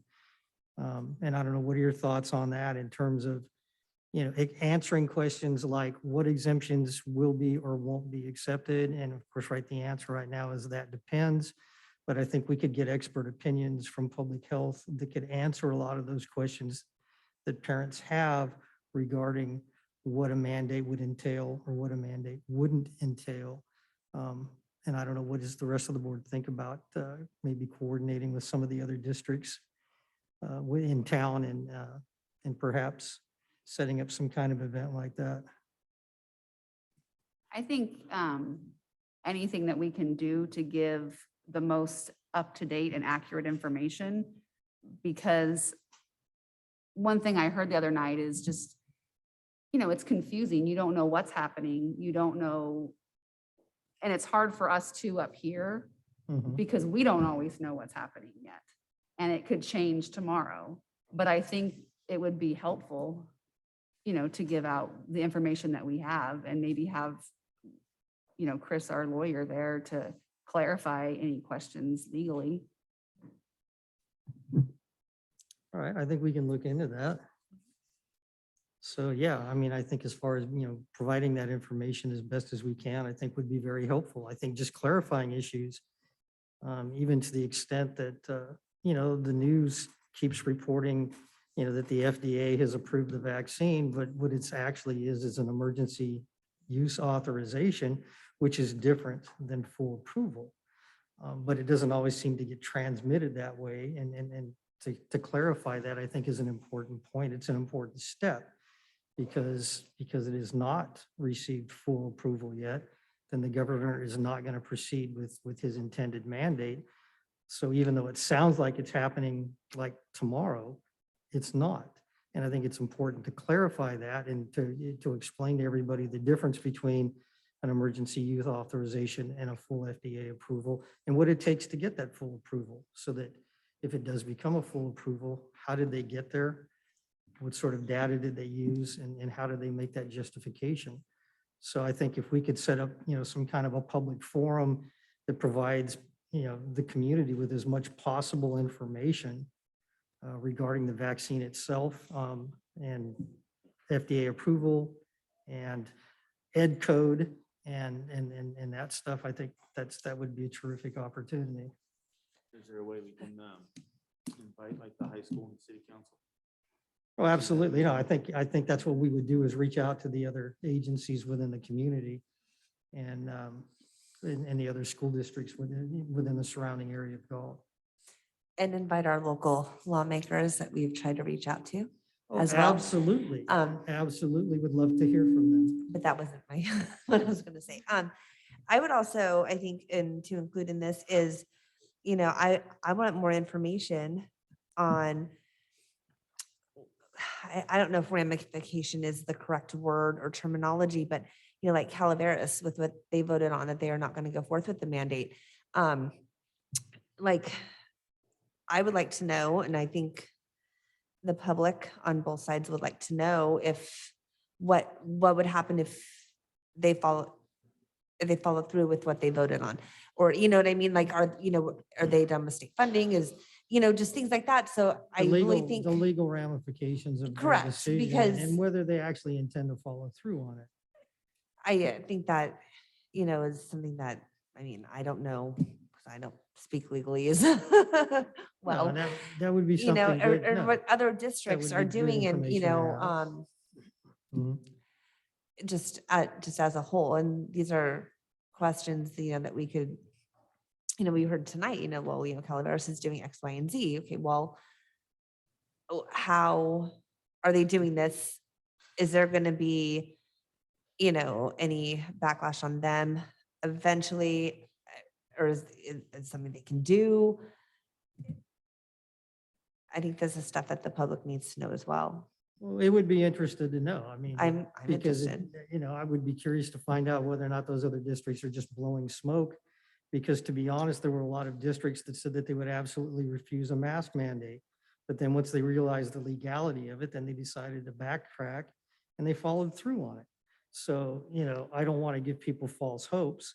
And so I Exactly. want to find out when these other districts are saying that they're going to violate state law, can they get away with it? And what are the ramifications? And so I think that's an important question to ask. It's something important to know, that helps guide our own decisions.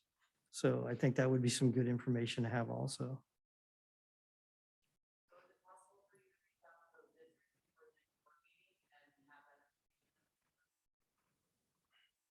I will definitely try. I have been trying to reach out to different districts that I hear and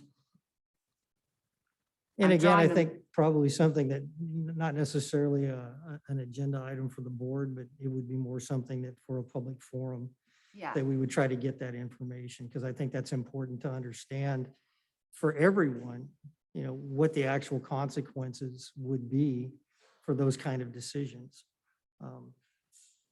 if I ever do get a, call back or a meeting with the ones I've reached out to, I definitely, I'm hoping I'm not messing up on the name. I think it was Emily Sanders brought up a good question of just, when is it going to be, over? What number do we have to get to? Not And you're have right. this, Yeah, and- those are very important questions because, everybody wants to know, right, when does it stop? When does, because from what I've yet to see any conversation along the lines of the of the vaccine mandate that addresses the issue of when can we unmask? Yeah. And so that's important information. What is the threshold that the state is going to say, okay, look, at this point, if this percentage is vaccinated or this percentage of case rate is down, then it's, then that's the acceptable rate. And we're not getting that information. We're not knowing. And so basically what we're being told is you have to keep wearing the mask and you have to get the vaccine when it becomes eligible. And it just doesn't seem like there's any end to it. No. And I can't remember the exact numbers. I read an article today and I was, I can't remember what county it was. I don't know if it's Yolo. Did anyone else read this? Where they, or is it Stanislaus? They were going to unmask because they were at a certain threshold. But Okay. their threshold, from what I heard was Sacramento County threshold, two completely different numbers. And so it's almost like I feel that we shouldn't go by counties anymore. We, like if a population in a town is at a certain threshold, of positive versus, per capita, that vaccinations unmask. From my understanding, it's only Sacramento and Yolo County in our area around us that still has the mask mandates. Yeah, and it's. Our numbers are up.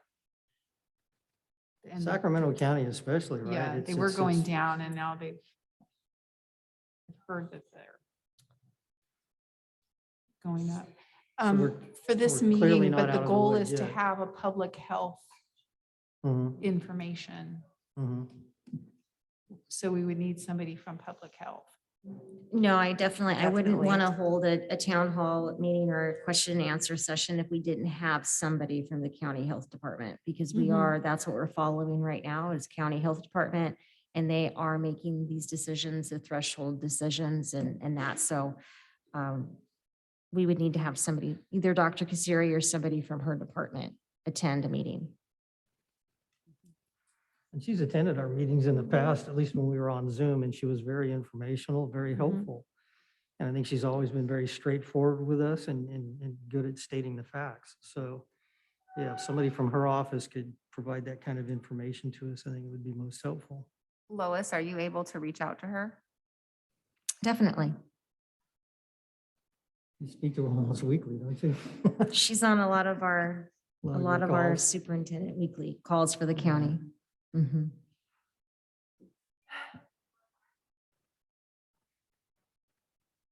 Any other questions? I mean, I would just, I was disappointed with I appreciate the response so quickly. Thanks, but no thanks. Yeah, a little bit. But I think that's where, as a parent, I plan on responding to this. And so once we post this, I would hope that everyone would go read it again and based on their feelings, respond. Yes, you're all welcome to reach out to Senator Eggman. Because again, I think she's just not hearing what we're hearing. And so I appreciate that she responded. But I felt like, she could have been listening a little more than just repeating the usual talking points that we've been hearing. Well, all children deserve public education and to be in the classroom. And I think that's what disappointed me about this the most, is a statement in there. And yeah, But I've read that very similar statement from other health officials. So she Very may not have similar been, wording. she may not have been clear on her points. But I Yeah. feel,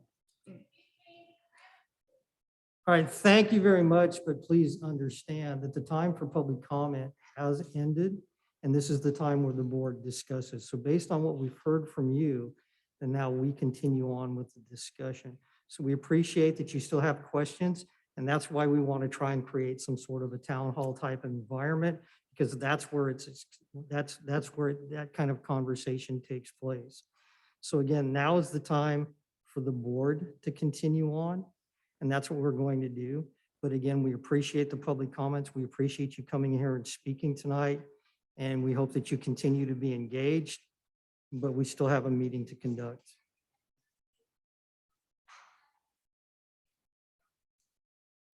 So any other questions or comments at this point in time? no, I think if we can move forward with the town hall and try to invite,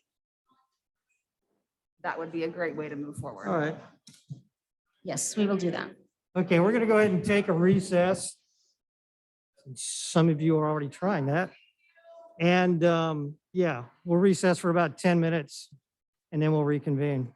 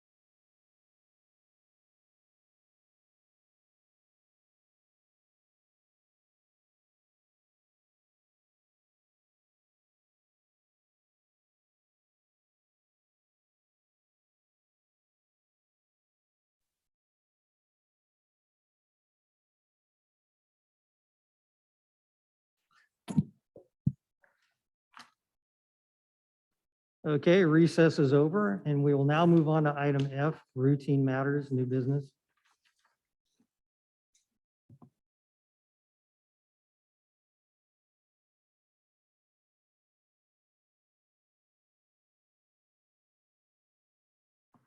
So we have any items of note on the consent calendar? I would like to note a retirement. Debbie Setter has been in our district for 12 years as an instructional assistant. She currently serves at Marengo, and we wish her well and thank her for her 12 years of service as an instructional assistant. And we also have a donation for Valley Oaks. The Walmart and Galt donated school supplies valued at $1,706 for school site use. Awesome. Any questions or comments on that? Okay, then if not, do I have a motion to approve item 212.247? I'll make a motion to approve. I lost it. Thank you guys, 212.247. Thank you, Gracie. Do I have a second? I'll second. Thank you, Casey. Thank you. I have a motion from Grace Mawson to approve item number 212-247, seconded by Casey Raboy. Tom Silva, Aye. Wes Cagle, Aye. Tracy Skinner. Aye. Thank you. The motion passes unanimously. Okay, next we'll move on to item 212.249, and that is board consideration to establish December 13, 2021 at 7:00 p.m. at the Vernon E. Greer Elementary Multipurpose Room is the annual organizational meeting and regular monthly meeting per Education Code Section 35143. Thank you. So the 15-day period for the 2021 December board meeting is between December 10th and December 24th, when we can hold our monthly or regular board meeting. And we are proposing to hold that meeting on Monday, December 13th. And it would be here at Greer Elementary. And that timeline also meets our interim budget report or approval of the board as well, to get that budget report to SCOE by the 15th of December. Okay, and we're all clear that's on a Monday. Okay. So if that's the case, then do I have a motion to approve item 212.249? I'll make the motion. Thank you, Wes. Do I have a second? I'll second. Thank you, Casey. Thank you. I have a motion from Wes Cagle to approve item number 212-249, seconded by Casey Raboy. Tom Silva, Aye. Tracy Skinner. Aye. Grace Mawson. Aye. Thank you. The motion passes unanimously. Next item on the agenda is item 212.250, and that is board consideration of approval of resolution number 6, authorized signatories for the Galt Joint Union School District.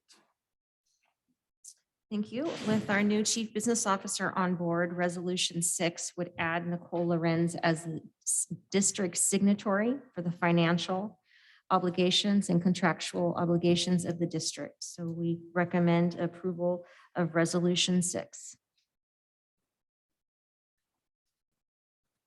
Any questions? Okay, then if not, I'll move to approve item 212.250. Do I have a second? I'll second. Thank you, Casey. Thank you. I have a motion from Tom Silva to approve item number 212-250, seconded by Casey Raboy. Wes Cagle. Aye. Tracy Skinner. Aye. Grace Mawson. Aye. Thank you. The motion passes unanimously. Thank you. Now moving on to item 212.251, and that is board consideration of approval of memorandum of understanding between the Sacramento County Office of Education and Galt Joint Union School District regarding implementation of the Sacramento Healthy Heart and Mind Collaborative within district schools. Yes, okay. And we have been working with our Sacramento County Office of Education since the spring to bring the social emotional learning opportunities to our school district. This is in line with our LCAP Goal 2, promoting whole learner development through social and emotional learning opportunities in a variety of learning environments. And there's two parts to this. The first part's the healthy hearts and mind. It uses art as a strategy to address mental health issues, trauma, absenteeism, and some of the other known effects of COVID. And it's going to be at 3 sites. Greer, Valley Oaks, and Marengo Ranch will each have art mentors on their site. It'll be part of their multi-tiered system of support. It's a tier 2 intervention for those at-risk children. It'll be in an after-school environment and art as a strategy for mentoring.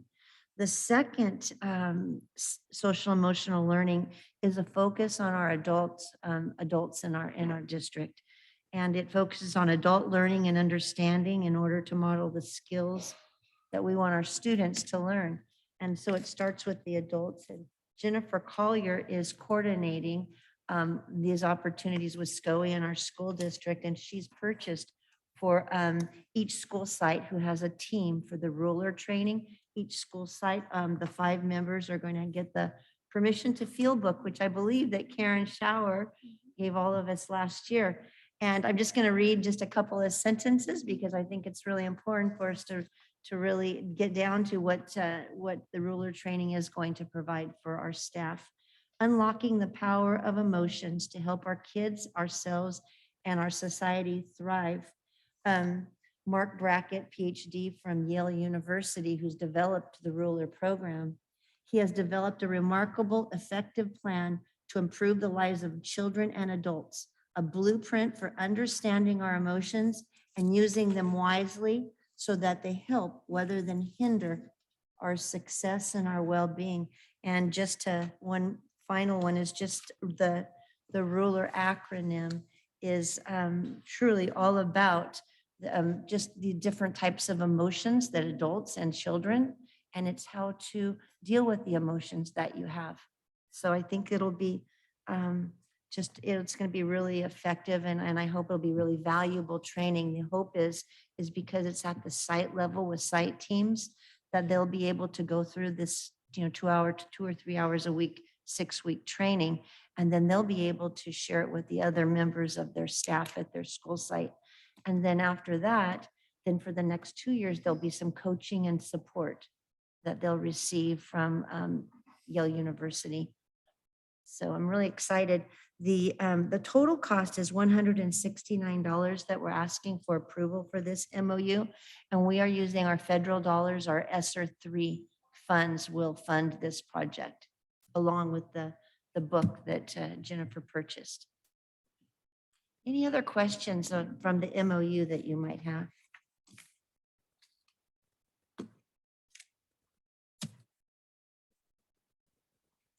No, it sounds great. It is, No, it but you know, really I is. did want to say just one more thing. I found my Sure. acronym for ruler and I told myself I was going to memorize this. Okay. Ruler stands for recognizing emotions, understanding emotions, labeling emotions, expressing emotions, and regulating emotions. So with all of those types of that learning that then staff will in turn be able to model for their children. Thank you. Awesome. Thank you very much. So if there are no questions, then do I have a motion to approve item 212.251? I'll make a motion to approve. Thank you, Gracie. Do I have a second? I'll second. Thank you, Casey. Thank you. I have a motion from Grace Molson to approve item number 212-251, seconded by Casey Raboy. Tom Silva, Aye. Wes Cagle, Aye. Tracy Skinner. Aye. Thank you. The motion passes unanimously. Okay, next up is item 212.252, and that is board consideration of the following GJUESD board policy and administrative regulations. And we have 7 of them there. I can go ahead and start. Go for it. Okay. For the first 5 board policies that are listed here on the agenda, those were brought to the board last month for a first reading. So we're asking for approval of those this month. And the travel expense board policy and administrative regulation, we are asking the board to bypass the first reading of that and approve that new board policy at this time. And I will ask Nicole if she would give you a little background on that new board policy. Sorry, I'm sorry. So the current board policy lists the rates for meal reimbursements and the travel policy. And so every year, October 1st, the federal government puts out the new standard rates. And so to prevent having to bring it back every year to update the rates, we'd like to go with CSBA's current policy where it just lists that we will always use the standard rate. So each time it's brought out by the federal government October 1st, we'll just start using the standard rate that they've issued for meals and reimbursement, meal reimbursement. So that's a schedule that's established by GSA? Mm-hmm. Okay, so that's what we're using. Kind of like when the mileage rate comes out in January, it's kind of the same thing. So the reason it's October 1st is because that's the federal government's fiscal year. That's their fiscal year. Mhm. Ours is July 1st, right? So there's no problem with that overlap. No, we just changed the amount. Okay, and then you just publish the new schedule when The it new comes out on form. October Mhm. 1st. They can change the rate on the form that the employees use. Okay. Any other questions about that? No? All right, thank you very much. You're welcome. Welcome. Welcome aboard. Okay, so then do I have a motion to approve item 212.252? I'll approve item 212-521-5251. It's getting I'm late, sorry, isn't it's it? getting late. Yeah. Thank you very much. So yes, thank you, Casey. Do I have a second? I'll second. Thank you, Gracie. Thank you. I have a motion from Casey Raboy to approve item number 212252, seconded by Grace Mawson. Tom Silva, Aye. Wes Cagle, Aye.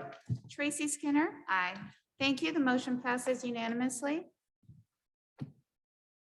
Okay, next item is 212.253, and that is a public hearing for educator effectiveness block grant funds. Yeah, I can start this public hearing item. Our district will be receiving $992,000 in one-time funds for the Educator Effectiveness Grant. And with that, we have to have a public hearing to present our plan that we would like to adopt next month or bring to the board for adoption next month on how we would spend this almost $1 million. And most of these funds are to be used for professional development for all staff. So I'll let Donna Whitlock please talk about the plan that we've Briefly developed. go through it. All of the, that there are 10 areas to the plan that focus on professional development. And we have identified proposed activities in 7 of those. I'll just briefly review. We have until 2026 to spend the. Excuse me, Donna, is that something that we can put up on the board though, or is that, do you guys not have a copy of that? No, I don't. It was just. an Well, I know we example. have a hard copy. I was just asking whether or not we could No, that project would've- it, but if not, that's fine. Please No, I continue. apologize because as a public hearing, that would have been a good idea. We'll remember for next time. I think she's trying. So yeah, if you can, that would be fine. Oh, Thank you that's very true. She much. could. Maybe she, okay. Yeah, if it's in the word package, you should be able to pull it up. Thank you. So as an introduction, we do have until 2025-26 to spend the funds for educator effectiveness. And have you noticed on the proposed plan and that's in your board packet, we some of these proposed expenditures are out into next year or in the next 2 years. Many of the planned activities also we have currently in place. We were using ESSER $3 this year and perhaps next year. But what this will do is for some of the activities that we feel that are really strategic and successful, it'll allow us to continue providing those activities for additional time. And so in the first area, it's the professional development focused on coaching and mentoring of staff and some of the planned activities. The teacher on special assignment, there are TOSAs, which we currently have. We would like to continue, we'd like to have early literacy TOSAs, mathematics. And this is budgeted a couple of years out because we currently do have budget funding for the TOSAs. New mentors for teacher for the induction and coordinator mentors. We were using Title I dollars for this funding for induction program, but we know that we are receiving less federal Title I dollars, so this will help us fund that program as well. We're looking at professional development for our administrators. In area number 2, it's programs that lead to effective standards-aligned instruction and improve instruction and literacy across all subject areas. Currently, this year, we were able to provide the training and refresher for the SIPS reading program, which is our beginning foundational reading program. This will allow us to continue with the SIPS reading instruction training courses for new staff out until 2025. And then professional development for PLCs, professional learning communities, collaboration and release time for teachers. We have budgeted that 2 years out also. The third one are practices and strategies that re-engage pupils and lead to accelerated learning. We really, you heard the report from Cleo on the math block grant. We really feel that math training for McCaffrey Middle School still needs to be in focus to help improve math for the students there. So we budgeted that for 2 years out. Strategies to implement social emotional learning, trauma-informed practices, suicide prevention. I just heard today that McCaffrey did interview for a second school counselor. Really excited to hear that and see what happens. So we budgeted for a middle school counselor. We were using ESSER 3 funding currently this year and perhaps next year, but we budgeted it another year out so that we would be able to continue with that school counselor. Area number 5 is practices to create a positive school climate, including not limited to areas such as restorative justice, providing positive behavioral supports, and then multi-tiered systems of supports. And so we are proposing providing additional positive behavior interventions of support, which is PBIS. Currently, our sites at the site level work with Leanne Van Cleve, our behavior analyst, to work on the positive behavior intervention and support. This will provide some professional development for sites. We'd like to bring in some training for culturally responsive practices in the classroom. And then, as you know, this year we have 2 registered behavior technicians, RBTs, to help support students in the classroom who had behavior needs. This would then provide 3 additional RBTs so that all of our elementary sites would have an RBT on campus to support teachers and students in the classroom, with the idea that if you have the positive and proactive supports in the classroom, it would lead to less assessments, perhaps less testing, less need for special education services. Number 6, strategies to improve more inclusive practices, including but not limited to universal design for learning and development of individualized education plans. We've been really working on developing our inclusion program in the district. I'm so sorry, that fly is just killing me. These are professional development dollars, and we'd like to budget for a year out, is to really focus on inclusive practices, the professional learning for teachers to work on what to do to make sure that the kids, that our students in special education are included into the classroom more. And then number 7, instruction and education to support implementing effective language acquisition programs. This year we do have a TOSA who supports some English language development specifically, so works with our newcomers and our students who are considered long-term English learners. This would budget that position one additional year out after the ESSER dollars go away. And I'll have a report for you in December on our dual language immersion feasibility study. And so we did budget 2 years out for some continued professional learning for teachers on dual immersion training. The last couple of items, there was 8, 9, and 10 you can see on there that we chose not to plan activities for. Were you able to get that on the screen? Or? Oh, fabulous. Thank you. And again, thank you for for mentioning that at first. That would have been great for the public to be able to see it. Do you have any questions or comments? I know it's public and we'll bring this back to you next month. I believe we're going to post this on our website, correct, Lois? And so that we can also, if the community would like to comment on it as well. So just so we're clear then, this grant already been approved and then this is just the plan that explains how that it would Yes. be spent? It's Okay. it's something that we did not have to apply for. That's something that we received, but in order to actually, we have to submit the Oh. plan. And I was going to give you credit for doing such a good job writing a I grant know, huh? application, so. Yeah, and but you not noticed this it, particular grant, but most of them I know that You you that noticed- you have a hand in. it wasn't a lot of writing to do, was there? And it's only 4 or 5 pages. It's not through at 120 like our LCAP, Okay. but like I said, the vast majority probably recognize this proposed activities because they're activities that we are able to, do right now, some of it because of our ESSER 3. But this will allow us to continue, a couple of years out. But it is, like Nicole would say, our one-time money. So it's money that, we need to propose activities for that they're finite. Okay.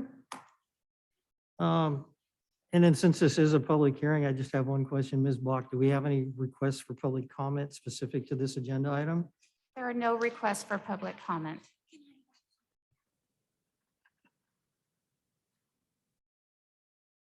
Is that a maybe?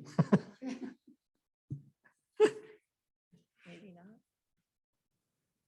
There's no request for public comment for this item. Okay, then if that's the case, this public hearing is now closed, item 212.253.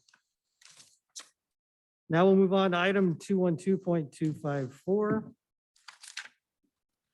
And that is the initial proposal from the California School Employees Association and its Galt chapter number 362 CSEA to the Galt Joint Union School District for the 2021-2022 reopener, and this is an information item. Yes, so we do have a proposal from our classified bargaining unit on the articles that they would like to negotiate with the district this year. And those articles are holidays, leaves, professional growth program, fringe benefits, and wages. And so this has actually been ratified by CSEA as well. So it has been approved, the membership, to move forward with the district to negotiate these articles this year.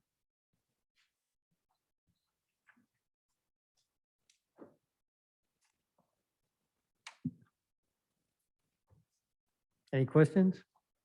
Comments? Not at this time. Okay, then, we'll move on to item G, and that is request for public comments for items that are not on the agenda. And I believe that we had one more request for public comment tonight. Is that, I have 2 requests for public comment. now it's 2, okay. So yes, please continue with those. Our first public comment is from Veronica Kaufman. Ooh, where'd it go? Sorry about that. Or you could just get Ryan Montgomery to read it for you.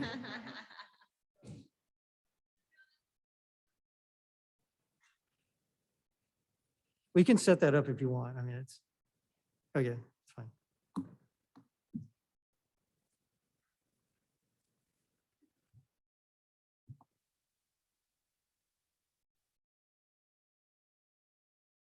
It's not on yet.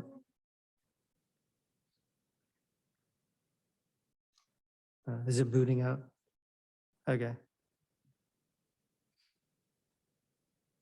And once the green light is on like this, then it's good to go.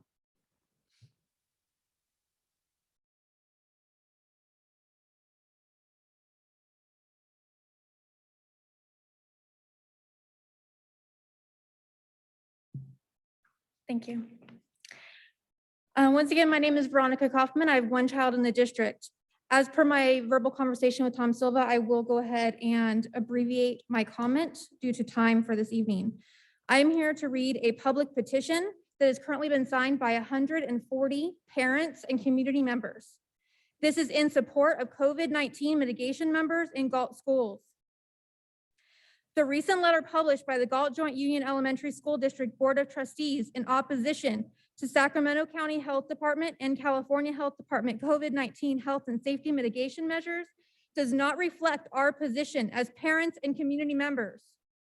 We as parents and community members support our health department and state mandates, including the continuation of wearing masks indoors for all K-12 schools. We will also support a vaccine requirement if one comes to fruition via gubernatorial mandate or legislation, with the only exception being for medical reasons. We as parents and community members want the Galt Joint Union Elementary School District to prioritize the health and safety of the students and staff by adhering to all COVID-19 health and safety mitigation measures put in place. We as parents and community members do not support the Board of Trustees in pushing for local control in this matter. Once again, it has been signed currently by 140 parents and community members in Galt. I will forward you all the petition. I would also like to bring your attention to the August 11th special board meeting. You should review the memorandum from Ayers Law Group dated July 23rd, 2021. You should also review the minutes from that meeting. Quote, Lois Yount, superintendent, responded that this is a health mandate. If the district were not to follow the mandate, it could jeopardize the insurability of the district and its employees. Quote, Chris Kleiner, attorney at law, stated this memo is a position of SIA, California Joint Power Authority. They have indicated this is a mandate from the state of California. SIA will not hire or employ an attorney to defend the district that fails to comply with a governing statute or regulation. Secondly, if an employee or elected official does not enforce the face mask mandate, they could be sued by a parent or student if something goes wrong with a student. A district must 30 follow seconds. legal code or lose insurance coverage. Once again, that is by 140 parents and community members that do not support what you all are doing. Thank you. Thank you. Thank you. Our next public comment is from Christy Ward.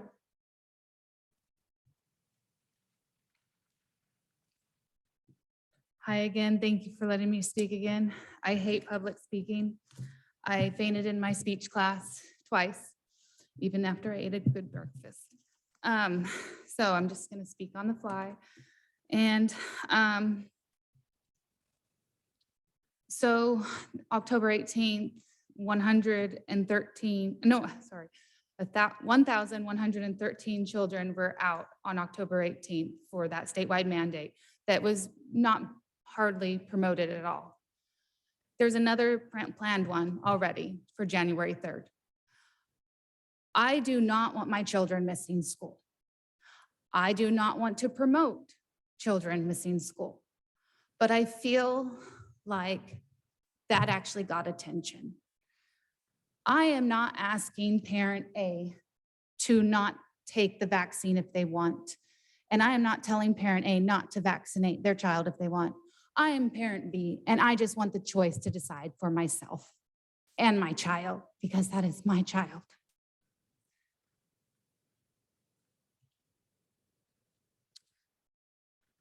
I know you're worried about ramifications. I heard that. So maybe we could ask the district lawyer to come in to discuss that. I know you discussed having a town hall. I'd like to see that scheduled immediately. I know at the city council meeting, we requested this and they agreed that they would get that going and reach out to our local and distant representatives of our state. And I'd like to see you guys do that, as well as join when they do have that. I